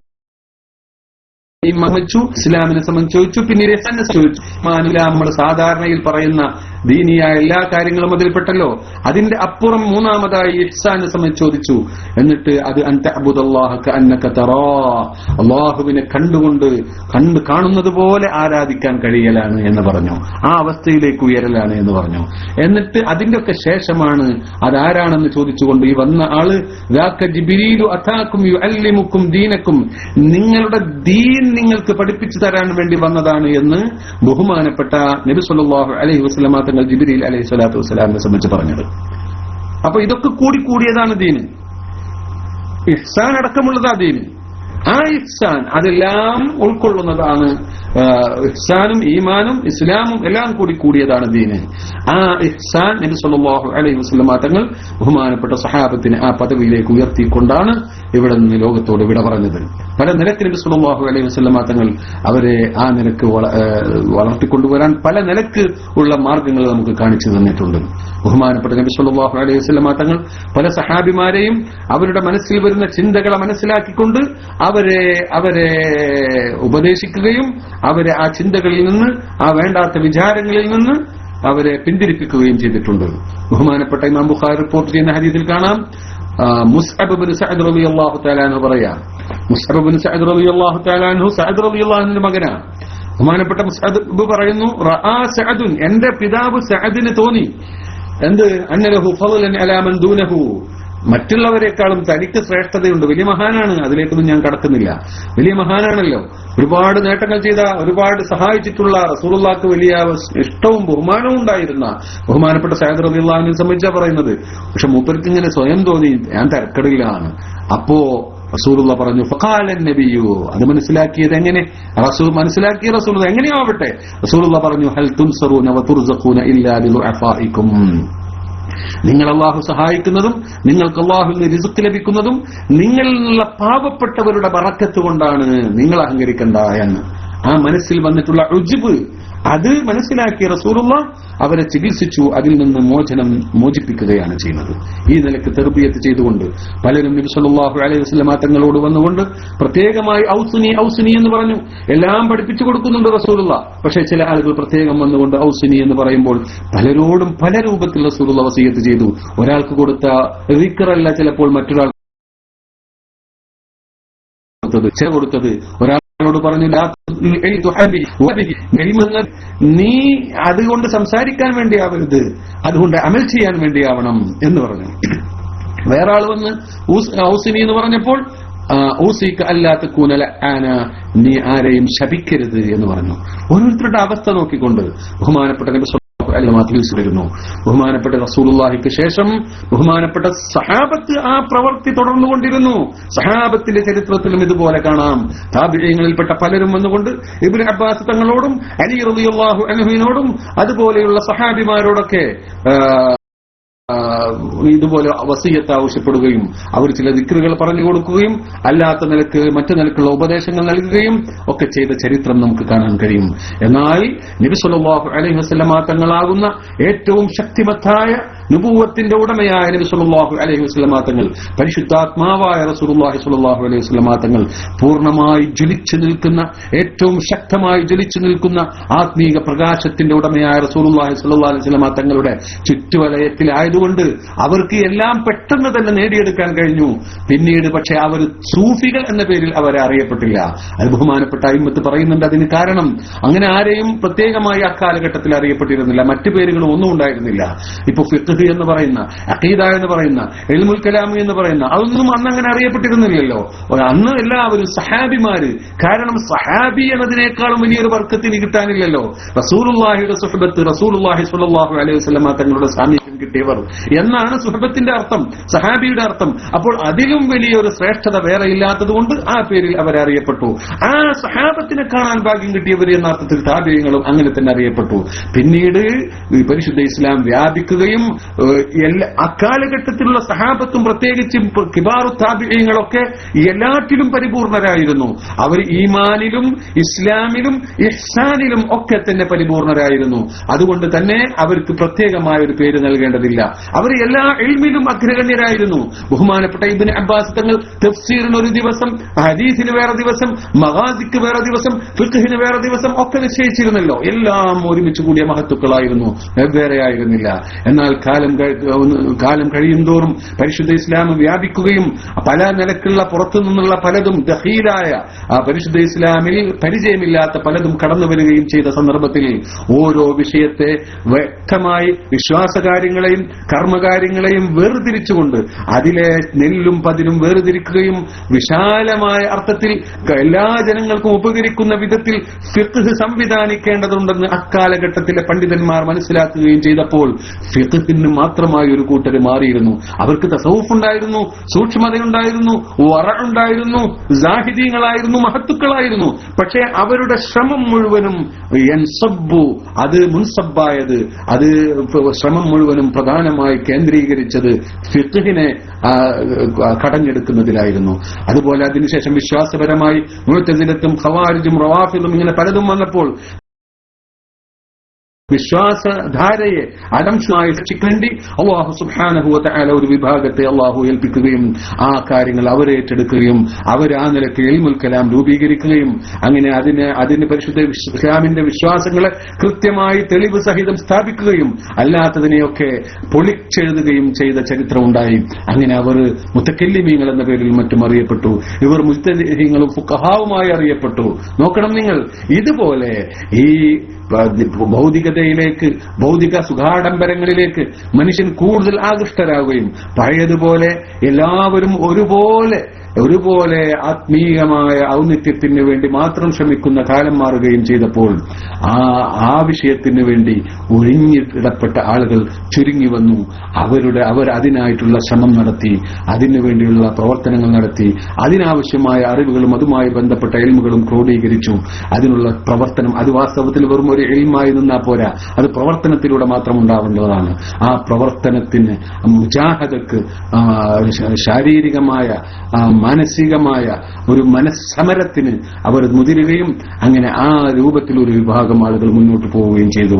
അവരെന്നും തന്നെ എപ്പോഴും തന്നെ സഫാഇനെ, സൂഫിയ തെളിയിക്കപ്പെട്ടു, മാനസികമായി തെളിയിക്കപ്പെട്ട അവസ്ഥയാണ് അവർ ഇഷ്ടപ്പെട്ടത്. അതാണ് അവരുടെ ലക്ഷ്യം.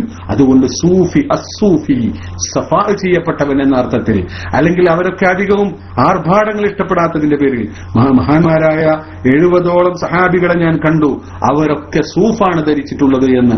ആർഭാടങ്ങൾ ഇഷ്ടപ്പെടാത്തവരൊക്കെ അങ്ങനെയായിരുന്നു. സൂഫിന്റെ വസ്ത്രമായിരുന്നു ധരിച്ചിരുന്നു, രോമത്തിന്റെ വസ്ത്രങ്ങൾ ധരിച്ചിരുന്നു, മുൻഗാമികളായ അമ്പിയാക്കൾ ധരിച്ചിരുന്നു. അതുകൊണ്ട് അവരത് ഇഷ്ടപ്പെട്ടതുകൊണ്ട്, അങ്ങനെ പലതുകൊണ്ടും ആവാം, ഏതായാലും അവരെ ഈ പേരിൽ അറിയപ്പെടുകയും ചെയ്തു. അങ്ങനെയാണ് തസവുഫ് എന്നൊരു പ്രത്യേക വിജ്ഞാന ശാഖ ഉണ്ടായത്. വാസ്തവത്തിൽ ഇതൊക്കെ സഹാബത്തിന് പകർന്നു കിട്ടിയതാണ് എന്നർത്ഥം.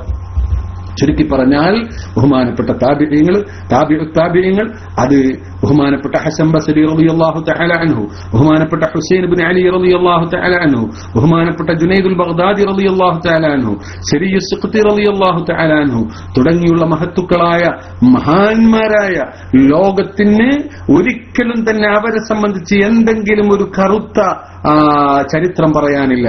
സംശുദ്ധമായ പരിശുദ്ധമായ ഏടുകൾ, പരിശുദ്ധമായ ചരിത്രങ്ങൾ മാത്രമാണ് അവർക്കുള്ളത്. പരിശുദ്ധമായ ജീവിതമാണ് അവർ നയിച്ചിട്ടുള്ളത്. ഇതെല്ലാവരും അംഗീകരിച്ച വസ്തുതയാണ്. ആ നിലക്കുള്ള മഹത്തുക്കൾ അത് തുടർന്നു കൊണ്ടുവന്നു. അവർ ആ രൂപത്തിൽ മുന്നോട്ട് നീങ്ങി. അങ്ങനെ തസവുഫ് എന്നൊരു ശാഖ ഇവിടെ ഉണ്ടാവുകയും ആ തസവുഫിലൂടെ ലോകത്ത് കഴിഞ്ഞുപോയിട്ടുള്ള മഹത്തുക്കളായ മഹാന്മാരായ വലിയ വലിയ ആലിമീങ്ങളൊക്കെ തന്നെ അതിനെ അംഗീകരിക്കുകയും അതിനെ സ്വീകരിക്കുകയും അതിനെ ഉൾക്കൊള്ളുകയും ചെയ്തു. അങ്ങനെ വന്നതാണ് ഈ തസവുഫ് എന്ന് നാം മനസ്സിലാക്കേണ്ടതുണ്ട്.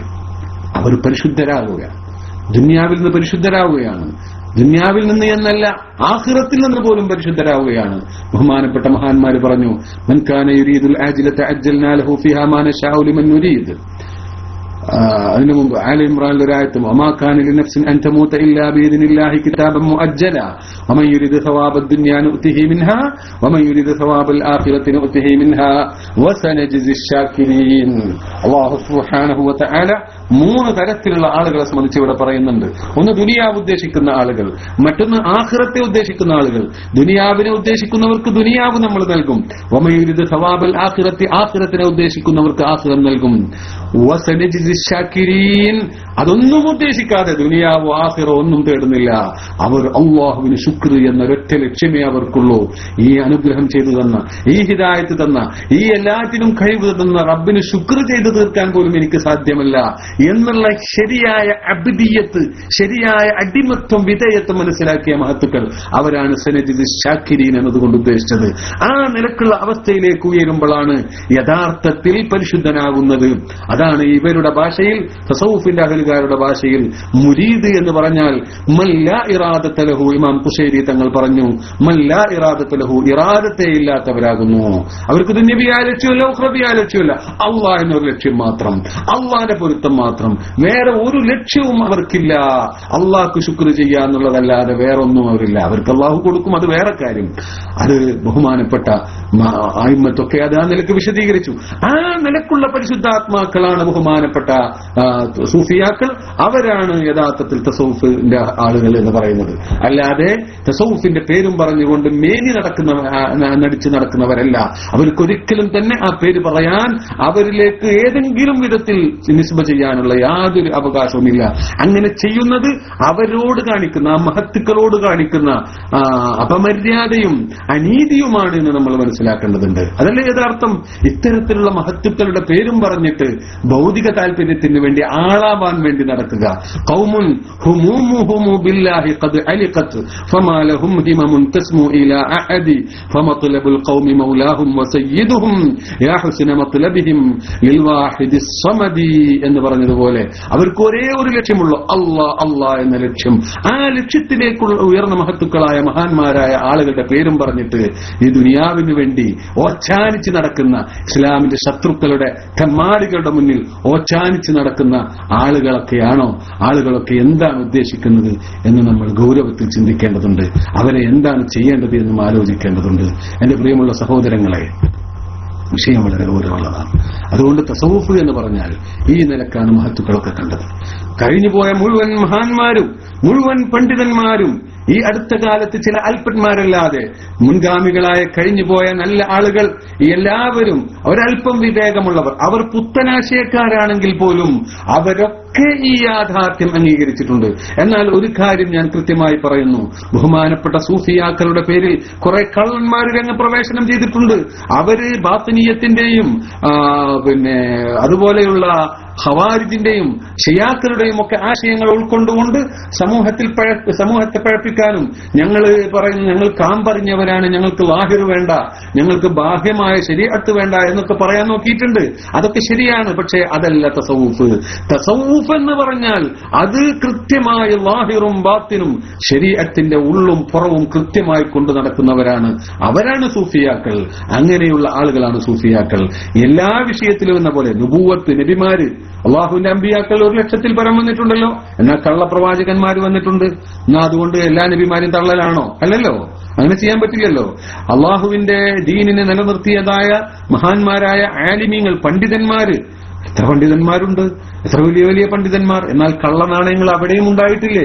അതുകൊണ്ട് മൗലവിമാരെ മുഴുവനും, തലയെക്കെട്ടുകാരെ മുഴുവനും അടക്കി ആക്ഷേപിക്കാൻ പറ്റുമോ? അതും പറ്റില്ലല്ലോ. എന്നാൽ അതുപോലെ തന്നെ ഇപ്പൊ ഡോക്ടർമാരാണോട്ടെ, ഡോക്ടർമാര്, നല്ലവരായ ഡോക്ടർമാര് ചികിത്സിക്കുന്നു. എന്നാൽ എത്ര വ്യാജ ഡോക്ടർമാര് ചികിത്സിക്കുന്നുണ്ട്. എന്നാൽ അതിന്റെ പേര് ഡോക്ടർ, ആ ഭാഗം തന്നെ തിബ് തന്നെ ശരിയല്ല എന്ന് പറയാൻ പറ്റുമോ? പറ്റില്ലല്ലോ. എന്നതുപോലെ തന്നെയാണ് ഈ വിഷയവും. ബഹുമാനപ്പെട്ട അള്ളാഹുവിന്റെ ആരിഫീങ്ങളും സാഹിദീങ്ങളും ഔലിയാക്കളുമായ പ്രത്യേകക്കാരുണ്ട് എന്ന കാര്യത്തിൽ യാതൊരു സംശയവുമില്ല. അതിനുള്ള മാർഗം, അതിനുള്ള എളുപ്പമാർഗമാണ് ഈ മാർഗം. അതുകൊണ്ട് തന്നെ അതിനെ നാം അംഗീകരിച്ചേ പറ്റൂ. എന്നാൽ അതിനുള്ള കള്ള നാണയങ്ങളുണ്ട്. അവരെ വേർതിരിക്കാൻ കൃത്യമായ മാർഗങ്ങളുണ്ട്. ആ മാർഗങ്ങൾ മനസ്സിലാക്കി അവരെ വേർതിരിച്ച് മനസ്സിലാക്കാൻ ശ്രമിക്കുക എന്നല്ലാതെ ആരെങ്കിലും എന്തെങ്കിലുമൊക്കെ തസവൂഫിന്റെ പേരിൽ ചെയ്യുന്നത് കണ്ട്, പറയുന്നത് കണ്ടിട്ട് ഇതാണ് തസവൂഫ് എന്ന് മനസ്സിലാക്കി നമ്മുടെ മഹാന്മാരായ മഹത്തുക്കളായ നമ്മുടെ മശായിഖന്മാരെ തള്ളിപ്പറയുന്നത് അപകടകരമാണ് എന്ന് നാം മനസ്സിലാക്കണം. ഞാൻ കൂടുതലൊന്നും പറയുന്നില്ല. ഈ അടുത്ത കാലത്ത് മരണപ്പെട്ടുപോയ, നിങ്ങൾക്കൊക്കെ അറിയാവുന്ന, അടുത്ത കാലത്ത് ഇന്ത്യയിൽ ജീവിച്ച് മരിച്ചുപോയ ഒരു മഹാപണ്ഡിതനായിരുന്നല്ലോ അബുൽ ഹസൻ അലി നദ്വി. അദ്ദേഹത്തെ സംബന്ധിച്ച് അറിയാത്തവരില്ലല്ലോ. അദ്ദേഹത്തെ സംബന്ധിച്ച് പുത്തനാശയക്കാരും ഈ തസവുഫിനെ വിമർശിക്കാൻ രംഗത്ത് വന്ന ആളുകളും അറിയുന്നവരാണല്ലോ. അയാളെ സംബന്ധിച്ച്, ബഹുമാനപ്പെട്ടവരെ സംബന്ധിച്ച് വളരെ മതിപ്പോടുകൂടെ സ്മരിക്കുന്നവരാണല്ലോ. എന്നാൽ ബഹുമാനപ്പെട്ടവര് അദ്ദേഹത്തിന്റെ പല ഗ്രന്ഥങ്ങളിലും, അൽ മുസ്ലിമൂന ഫിൽ ഹിന്ദി എന്ന പുസ്തകത്തിൽ, അതുപോലെ റിജാലുൽ ഫിക്രി വദ്ദഅവ എന്ന പുസ്തകത്തിലും, എന്നല്ല റബ്ബാനിയത്തുൻ ലാ റഹ്ബാനിയ, റബ്ബാനിയത്തുൻ ലാ റഹ്ബാനിയ, ഈ തസവുഫ് എന്ന് പറഞ്ഞാൽ അത് റബ്ബാനിയത്താണ്, അത് പൗരോഹിത്യമല്ല എന്ന് തന്നെ പേര് വെച്ചുകൊണ്ട് ഒരു ചെറിയ പുസ്തകം അതും ഇറക്കിയിട്ടുണ്ട്. അങ്ങനെ അതിലൊക്കെ മഹാന്മാരായ തസവുഫിന്റെ അയിമ്മത്തിനെ വളരെ വിശദമായി വിശദീകരിച്ചുകൊണ്ട്, പുകഴ്ത്തിക്കൊണ്ട്, അവർ ചെയ്ത സേവനത്തെയും വളരെ മതിപ്പോടെ പറഞ്ഞുകൊണ്ട് ബഹുമാനപ്പെട്ടവര് ഈ റബ്ബാനിയത്തുൽ ലാ റഹ്ബാനിയ എന്ന ഗ്രന്ഥം അവസാനിപ്പിക്കുന്നിടത്ത് പറയുന്നുണ്ട്, അദ്ദേഹം ഒരിക്കൽ പറയുന്നുണ്ട്, ഈ മഹാന്മാരാണ് പരിശുദ്ധ ദീനിനെ ഇവിടെ നിലനിർത്തിയത്, പരിശുദ്ധ ദീനിനെ ലോകത്തെത്തിച്ചത് ഈ മഹത്തുക്കളാണ്, ഈ സൂഫിയാക്കളാണ്, ഈ ആരിഫീങ്ങളാണ്. ബഹുമാനപ്പെട്ട ഖാജ മുഈനുദ്ദീൻ ചിശ്തി തങ്ങളെ പോലെ, നിസാമുദ്ദീൻ ഔലിയെ പോലെ, ബഹുമാനപ്പെട്ട ഇമാം ഗസാലിയെ പോലെ ഓരോ കാലഘട്ടത്തിലും പരിശുദ്ധ ദീനിനെ ഏത് വിധത്തിൽ സംരക്ഷിക്കണമോ ആ വിധത്തിൽ സംരക്ഷിച്ചത് ഈ മഹത്തുക്കളായ ആളുകളാണ്. റിജാലുൽ ഫിക്രി വദ്ദഅവ എന്ന ഗ്രന്ഥത്തിൽ ബഹുമാനപ്പെട്ട ഗസാലി ഇമാമിനെ സംബന്ധിച്ചും ബഹുമാനപ്പെട്ട ഷെയ്ഖ് അബ്ദുൽ ഖാദിർ ജീലാനി തങ്ങളെ സംബന്ധിച്ചും വളരെ വിശദമായി വിശദീകരിക്കുന്നുണ്ട്. ലോകത്ത് പരിശുദ്ധ ഇസ്ലാം നിലനിർത്തിയതിൽ ബഹുമാനപ്പെട്ട അബ്ദുൽ ഖാദിർ ജീലാനി തങ്ങളുടെയും അദ്ദേഹത്തിന്റെ മുരീദന്മാരും വഹിച്ചിട്ടുള്ള പങ്ക് എത്ര വലുതാണ്, അതൊക്കെ വളരെ വിശദമായി വിശദീകരിച്ചുകൊണ്ട് അവസാനം അദ്ദേഹം പറഞ്ഞു, പേര് നിനക്ക് പറ്റിയില്ലെങ്കിൽ വേറെ പേര് പറഞ്ഞു, അതുകൊണ്ട് കുഴപ്പമില്ല, എന്ത് പേര് പറഞ്ഞാലും കുഴപ്പമില്ല, പേരല്ല വിഷയം, അതിന്റെ സത്ത എന്ത് എന്നാണ് നോക്കേണ്ടത് എന്ന് പറഞ്ഞുകൊണ്ട് അദ്ദേഹം പറയുന്നുണ്ട്, ആ നിലക്ക് അഖൂലു ലിൽ മുതഹമ്മിസീന ഫീ നഖദി ഹൗലാഇ ദുആതി വൽ മുൻകിരീന അലൈഹിം ബിലിസാനി الشاعر العربي والمنكرين عليهم بلسان الشاعر العربي الحقيقة എന്ന് പറയുന്ന ആ ഒരു കവി പാടിയ കവിത എടുത്തുദ്ധരിച്ചുകൊണ്ടാണ് ഈ മഹത്തുക്കളായ സൂഫിയാക്കളെ വിമർശിക്കുന്നവരോട് എനിക്ക് പറയാനുള്ളത് ഈ കവി പാടിയ കവിതയാണ് എന്ന് പറഞ്ഞുകൊണ്ട് അദ്ദേഹം പറയുന്നു. ഇവരെ വിമർശിക്കാൻ വേണ്ടി അമിതാവേശത്തോടുകൂടെ വരുന്ന ആളുകളോട് ഞാൻ പറയട്ടെ, അഖില്ലു അലൈഹിം ലാ അബാലി അബീകുമു മിനൽ ലൗമി ഔ സുദ്ദുൽ മകാനല്ലദീ സദ്ദു, അഖില്ലു അലൈഹിം മിനൽ ലൗമി, ഈ മഹാന്മാരെ നിർത്തൂ, അത് ഒഴിവാക്കൂ, അതിൽ ഏറ്റവും ചുരുക്കുകയെങ്കിലും ചെയ്യൂ. ഇല്ല, അങ്ങനെ ഔസുദ്ദുൽ മക്കാനല്ലദീ സദ്ദു, അതിന് നിങ്ങൾ തയ്യാറാകുന്നില്ലെങ്കിൽ എന്നാ അവരെ വിട്ടേക്കൂ. എന്നിട്ട് അവർ ഇവിടെ നിർവഹിച്ചുകൊണ്ടിരിക്കുന്ന ആ സേവനം, ആ മഹത്തായ സേവനം, പരിശുദ്ധ ദീനിനെ സംരക്ഷിക്കുക, അതിനെ ശരിയായ രൂപത്തിൽ പ്രചരിപ്പിക്കുക, അതിനെ ലോകത്തിന് കാണിച്ചു കൊടുക്കുക എന്ന ആ മഹത്തായ ദൗത്യം നിങ്ങൾ നിർവഹിക്കൂ. അതേതായാലും നിങ്ങൾക്ക് കഴിയുന്നില്ല. അത്ര വലിയ മഹത്തായ ദൗത്യം നിർവഹിച്ച അവരെ വിമർശിക്കുന്നത് നിങ്ങൾ നിർത്തൂ എന്നാണ് എനിക്ക് പറയാനുള്ളത് എന്ന് അബുൽ ഹസൻ അലി നദ്വി അതിന് മാത്രമായ ഒരു ഗ്രന്ഥം രചിച്ചുകൊണ്ട് പറയുകയാണ്.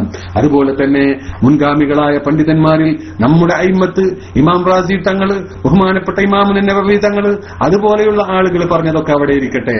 ബഹുമാനപ്പെട്ട പരിശുദ്ധ ദീനിനെ, പരിശുദ്ധ ഇസ്ലാമിൽ പുത്തനാശയങ്ങൾക്ക് ബീജാഭാവം നൽകിയ, അവരുടെ അടിസ്ഥാനമായി അവർക്ക് ഈ നിലക്കുള്ള ചിന്തകളും ആശയങ്ങളും നൽകിയ ആളാണല്ലോ ബഹുമാനപ്പെട്ട ഇബ്നു തൈമിയ്യ എന്ന പേരിൽ അറിയപ്പെടുന്ന പണ്ഡിതൻ. അദ്ദേഹം വലിയ പണ്ഡിതനാണ്, മഹാപണ്ഡിതനാണ് എന്ന കാര്യത്തിൽ നമുക്കാർക്കും സംശയമില്ല. അദ്ദേഹത്തിന് ചില വിഷയങ്ങളിലൊക്കെ ആശയക്കുഴപ്പങ്ങൾ ഉണ്ടായിട്ടുണ്ട്. പല വിഷയത്തിലും ഈ ഇന്നത്തെ പുത്തനാശയക്കാരുടെ അടിസ്ഥാനപരമായ ചില ആദർശങ്ങൾ അവർക്ക് ഇട്ടുകൊടുത്തത് അദ്ദേഹമാണ്.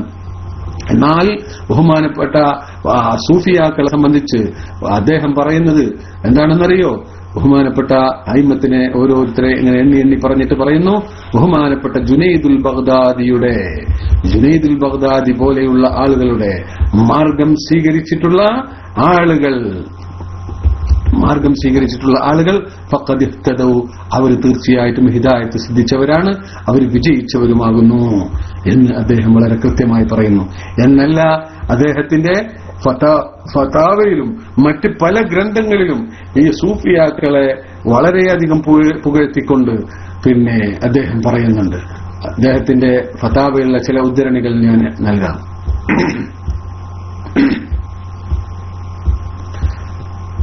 അദ്ദേഹം പറയാം, ബഹുമാനപ്പെട്ട ഷെയ്ഖ്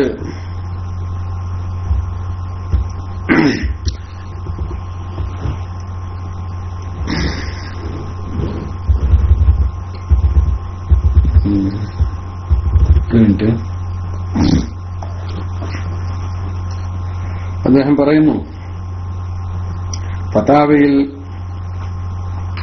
ഒരു ഭാഗത്ത് പല ഭാഗത്തായിട്ട് അദ്ദേഹം അതിനെ സംബന്ധിച്ച് പറഞ്ഞിട്ടുണ്ട്. അതിലെ ഒരു പ്രധാനപ്പെട്ട ഭാഗം ഞാനതിവിടെ ഇങ്ങനെ കോപ്പി ചെയ്ത് വെച്ചിരുന്നു, ഒന്നുകൊണ്ട് നോക്കട്ടെ.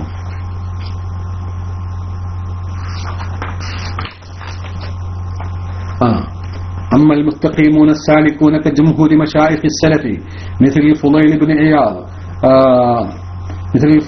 بن عياض وإبراهيم بن أدهم وأبي سليمان الداراني ومعروف الكرخي والسري السقطي والجنيد وغيرهم من المتقدمين ومثل الشيخ عبد القادر الجيلاني قدس الله روحه الدنيا والشيخ حماد أبي البيان وغيرهم من المتأخرين فهم لا يسوغون للسالك ولو طار في الهواء أو مشى على الماء أن يخرج من الأمر والنهي الشرعيين، بل عليه أن يعمل المأمور ويدع المحظور إلى أن يموت، وهذا هو الحق الذي دل عليه الكتاب والسنة وإجماع السلف وهذا كثير في كلامهم.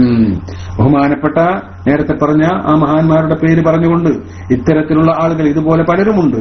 ഇവരൊന്നും ഒരിക്കലും തന്നെ പരിശുദ്ധ ദീനിൽ നിന്ന് പുറത്തുപോയി ഒരു നിലക്കുള്ള കളിയും കളിക്കാൻ അവർ അനുവദിച്ചിട്ടില്ല. ശരീഅത്തിനെ മുറുകെ പിടിച്ചുകൊണ്ട് ജീവിക്കാനാണ് അവർ പഠിപ്പിച്ചിട്ടുള്ളൂ. അതാണ് അവരുടെ മാർഗം. അവരിവിടെ നമുക്ക് കാണിച്ചു തന്നിട്ടുള്ള തസവ്വുഫ് അതാണ് എന്ന് പറഞ്ഞുകൊണ്ട് അദ്ദേഹം മറ്റൊരു സ്ഥലത്ത് പറയുന്നുണ്ട്, അൽ ജുനൈദ് റളിയല്ലാഹു അൻഹു സയ്യിദു ത്വായിഫ ഇമാമു ഹുദാ ഫമൻ ഖാലഫഹു ഫമിൻ അഹ്ലിൽ ളലാൽ. സയ്യിദു ത്വായിഫത്ത് ബഹുമാനപ്പെട്ട ജുനൈദുൽ ബഗ്ദാദി റളിയല്ലാഹു തആല അൻഹു അദ്ദേഹം കാണിച്ചു തന്ന തസവ്വുഫ് അതാണ് പരിശുദ്ധമായ തസവ്വുഫ്. അദ്ദേഹം ഇമാമു ഹുദൻ സന്മാർഗത്തിന്റെ ഇമാമാകുന്നു. അതിനെതിരെ നിൽക്കുന്നവര് മിൻ അഹ്ലിൽ ളലാൽ വലാലിന്റെ അഹ്ലുകാരാകുന്നു എന്ന് മാത്രമല്ല അദ്ദേഹം വേറെ ചിലർക്ക് പറഞ്ഞിട്ടുണ്ട്, ഫതാവയിൽ തന്നെ പറഞ്ഞിട്ടുണ്ട്, ബഹുമാനപ്പെട്ട ഈ മഹാന്മാരൊക്കെ പറഞ്ഞിട്ടുണ്ട്, ഹും സിദ്ദീഖു ഹാദിഹിൽ ഉമ്മ, ഈ ഉമ്മത്തിലെ സിദ്ദീഖീങ്ങളാണ് അവർ, ഈ ഉമ്മത്തിലെ സിദ്ദീഖീങ്ങളാണ് അവർ എന്ന് പറഞ്ഞിട്ടുണ്ട്. അതുപോലെ പിന്നെ ഷൗക്കാനി എന്ന് പറയുന്നതും ഇതുപോലെ ഇവരുടെ ഒരു ആശയ സ്രോതസ്സാണ്. അദ്ദേഹം നീലുൽ ഔത്താർ, ഫത്ഹുൽ ഖദീർ ഒക്കെ എഴുതിയ ആളാണല്ലോ. അദ്ദേഹത്തിന്റെ ഒരു കിതാബാണ് അൽ ബദ്റു ത്വാലി എന്ന് പറഞ്ഞിട്ട് ബി മഹാസിനി മൻ ബഅദൽ ഖർൻ എന്ന് പറഞ്ഞിട്ടുള്ള ഒരു ഗ്രന്ഥമുണ്ട്. അതിൽ തന്നെ സംബന്ധിച്ച് പറയാം, അദ്ദേഹം തന്റെ കാര്യങ്ങൾ പറയുന്ന ഒരു ഷെയ്ഖിനെ സംബന്ധിച്ച് പറഞ്ഞിടത്ത് പറയുകയാണ്, സയ്യിദ് അബ്ദുൽ വഹാബ് ബിൻ മുഹമ്മദ് ഷാക്കിർ ബിൻ അബ്ദുൽ വഹാബ് ബിൻ ഹുസൈൻ ബിൻ അബ്ബാസ് ഇബ്നു ജഅഫർ എന്ന് പറയുന്നവരെ സംബന്ധിച്ച് പറഞ്ഞിട്ട് പറയാണ്, വഖദ് തലഖൈതു മിൻഹു ദിക്റ അല തരീഖത്തി നഖ്ശബന്ദിയ, നഖ്ശബന്ദി തരീഖത്ത് അനുസരിച്ചുള്ള ദിക്ർ അദ്ദേഹത്തിൽ നിന്നാണ് ഞാൻ സ്വീകരിച്ചത് എന്ന്. നോക്കണം, നഖ്ശബന്ദി തരീഖത്ത് അനുസരിച്ചുള്ള ദിക്ർ ഞാൻ ഇവരിൽ നിന്നാണ് സ്വീകരിച്ചിട്ടുള്ളത് എന്ന്. അപ്പോ അവരൊക്കെ ഇതിനെ അംഗീകരിച്ചിരുന്നു എന്നല്ലേ അതിന്റെ അർത്ഥം. അതുപോലെ തന്നെ ഇബ്നുൽ ഖയ്യിം വളരെ കൃത്യമായി അദ്ദേഹത്തിന് മദാരിജുസ് സാലിക്കീൻ എന്ന് പറഞ്ഞൊരു ഗ്രന്ഥമുണ്ട്. എത്രയോ സ്ഥലത്ത് അദ്ദേഹം അതിനെ സംബന്ധിച്ച് തസവ്വുഫിനെ സംബന്ധിച്ചും സൂഫിയാക്കളെ സംബന്ധിച്ചും വിശദീകരിക്കുന്നുണ്ട്.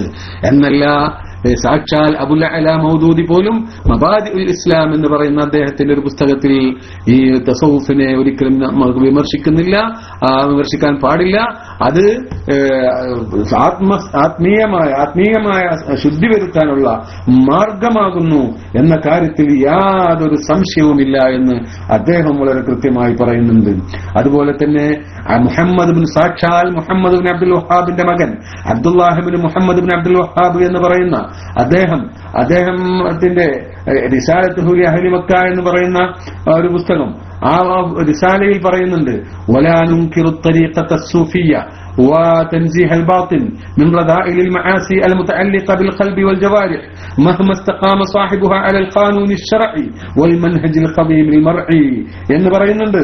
അത് അൽ ഹദിയത്തു സനിയ വത്തുഹ്ഫത്തുൽ വഹാബിയ്യത്തുൻ നജ്ദിയ്യ ലിസുലൈമാൻ ഇബ്നു സംഹാൻ നജ്ദി എന്ന് പറയുന്ന പുസ്തകത്തിൽ ഒരുപാട് ഇവരുടെ പല റിസാലകളും ഒരുമിച്ച് കൂട്ടിയ അൽ ഹദിയത്തു സനിയ എന്ന സൗദി ഗവൺമെന്റ് അവർ ഭരണമേറ്റെടുത്തതിന്റെ 100ാം വാർഷികം ആഘോഷിക്കുന്നത് പ്രമാണിച്ചുകൊണ്ട് അവരുടെ ചെലവിൽ അടിച്ചിറക്കിയിട്ടുള്ള അൽ ഹദിയത്തു സനിയ എന്ന പുസ്തകത്തിൽ 54ാമത്തെ പേജിൽ പറയുന്നുണ്ട്, ഞങ്ങൾ ഒരിക്കലും സൂഫി മാർഗത്തെ നിഷേധിക്കുന്നില്ല.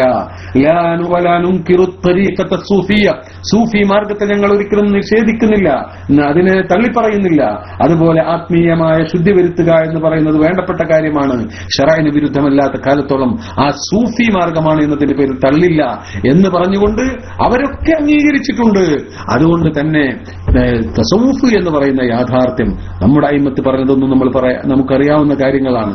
എന്നാൽ വിമർശകരുടെ അവരുടെ ആരുടെയും ഷഹാദത്ത് ഈ മഹാന്മാർക്ക് ആവശ്യമുണ്ടായിട്ടുമില്ല. അല്ല, എന്നിരുന്നാലും ഇന്നത്തെ യുവാക്കൾ പലതും കണ്ടുകൊണ്ട് ചെറുപ്പക്കാർ നിഷ്കളങ്കർ, അവർ കുറ്റപ്പെടുത്തുകയല്ല, അവർ നിഷ്കളങ്കരാണ്.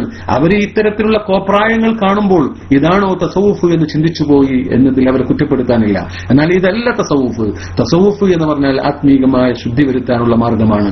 ആ ശുദ്ധി വരുത്തുന്നതിലൂടെ അള്ളാഹുവിന്റെ സാമീപ്യം കരസ്ഥമാവുകയും പരിശുദ്ധി കരസ്ഥമാവുകയും ആ പരിശുദ്ധി കരസ്ഥമായതിനു ശേഷം പരിശുദ്ധമായ രൂപത്തിൽ ദീനിന് പ്രബോധനം ചെയ്യുകയും അങ്ങനെ ശക്തമായ മുന്നേറ്റം നടത്തുകയും ബസീറത്തോടുകൂടെ അള്ളാഹുവിന്റെ ദീനിലേക്ക് ക്ഷണിക്കുമെന്ന് പറഞ്ഞ ഖുൽ ഹാദിഹി സബീലി അദ്ഉ ഇലല്ലാഹി അലാ ബസീറത്തിൻ അന വമൻ ഇത്തബഅനി എന്ന റസൂലുള്ളാഹി തങ്ങൾ പറഞ്ഞ, ഞാൻ റസൂലിനോട് പറയാൻ ഖുർആൻ കൽപ്പിച്ച, ഞാൻ ദീനിലേക്ക് ക്ഷണിക്കും ബസീറത്തോടുകൂടെ, ഉൾക്കാഴ്ചയോടുകൂടെ, അകങ്കാഴ്ചയോടുകൂടെ, ഞാനും എന്നെ ഇത്തിബാ ചെയ്ത മഹത്തുക്കളും എന്ന് പറഞ്ഞിട്ടുണ്ടല്ലോ. ആ നിലക്കുള്ള ബസീറത്തോടുകൂടെ അകങ്കാഴ്ചയോടുകൂടെ അള്ളാഹുവിന്റെ ദീനിലേക്ക് ക്ഷണിക്കാൻ കഴിഞ്ഞത് അവർക്കാണ്. അവരാണ് ഈ ലോകത്ത് പരിശുദ്ധ ദീനിൽ പ്രചരിപ്പിച്ചത്. അവരുടെ മാർഗമാണ് ശരിയായ മാർഗം. ആ മാർഗത്തെ ഒരിക്കലും തെറ്റിദ്ധരിക്കാൻ ഇത്തരം പ്രവർത്തനങ്ങൾ കാരണമാവരുത് എന്ന് ഇന്നത്തെ ക്ലാസ്സിൽ നമ്മൾ പറയാൻ ഉദ്ദേശിക്കുന്നത്. ഇൻഷാ അല്ലാഹ് ഇതിലുള്ള കപടന്മാർ ലോകത്ത് പലതരത്തിൽ വന്നിട്ടുണ്ട്. തസവ്വുഫിന്റെ പേര് പറഞ്ഞുകൊണ്ട് പരിശുദ്ധ ദീനിനെ നശിപ്പിക്കാൻ വന്നവരുണ്ട്. പലതരത്തിലുള്ള വിഭാഗങ്ങൾ ആ കൂട്ടത്തിലുണ്ടായിട്ടുണ്ട്. ഇൻഷാ അല്ലാഹ് അത്തരം സംഘി സൂഫികളെ സംബന്ധിച്ചൊക്കെ ഇൻഷാ അല്ലാഹ് മറ്റൊരു സമയത്ത് നമുക്ക് പറയാം. ഇൻഷാ അല്ലാഹ് അത് ക്ലാസ് റൂമിലൂടെ അത് നിങ്ങളെ അറിയിക്കും. അല്ലാഹു സുബ്ഹാനഹു വ തആല സത്യം മനസ്സിലാക്കുവാനും അത് ഉൾക്കൊള്ളുവാനും നമുക്ക് തൗഫീഖ് ചെയ്യുമാറാവട്ടെ. അല്ലാഹു ഹഖിനെ ഹഖായി മനസ്സിലാക്കി അതിനെ പിൻപറ്റുവാനും ബാത്തിലിനെ ബാത്തിലായി മനസ്സിലാക്കി അതിനെ വെടിയുവാനും അല്ലാഹു തൗഫീഖ് ചെയ്യുമാറാവട്ടെ. അല്ലാഹുവിന്റെ ദീനിനെ സഹായിക്കുന്നവരുടെ കൂട്ടത്തിൽ നമ്മെ ഉൾപ്പെടുത്തുമാറാവട്ടെ. അല്ലാഹുവിന്റെ ദീനിന് ഗുണമുദ്ദേശിക്കുന്നവരെ അല്ലാഹു സഹായിക്കുമാറാവട്ടെ. അല്ലാഹുവിന്റെ ദീനിനെ നശിപ്പിക്കാൻ കച്ചകെട്ടി ഇറങ്ങിയവരെയും അവർക്ക് ഓശാന പാടുന്നവരുടെയും തനിനിറം അല്ലാഹു സുബ്ഹാനഹു വ തആല ഉമ്മത്തിന് അല്ലാഹു തആല കാണിച്ചു കൊടുക്കുമാറാവട്ടെ. അവരുടെ ഷർറിൽ നിന്ന് ഉമ്മത്തിന് അല്ലാഹു രക്ഷിക്കുമാറാവട്ടെ. അല്ലാഹുവേ, ഞങ്ങളെ ഇരുവീട്ടിലും വിജയികളിൽ ഉൾപ്പെടുത്തണേ അല്ലാഹ്. ഞങ്ങളെ ഇരുവീട്ടിലും വിജയികളിൽ ഉൾപ്പെടുത്തണേ അല്ലാഹ്. ഞങ്ങളെ 2 വീട്ടിലും വിജയികളിൽ ഉൾപ്പെടുത്തണേ അല്ലാഹ്.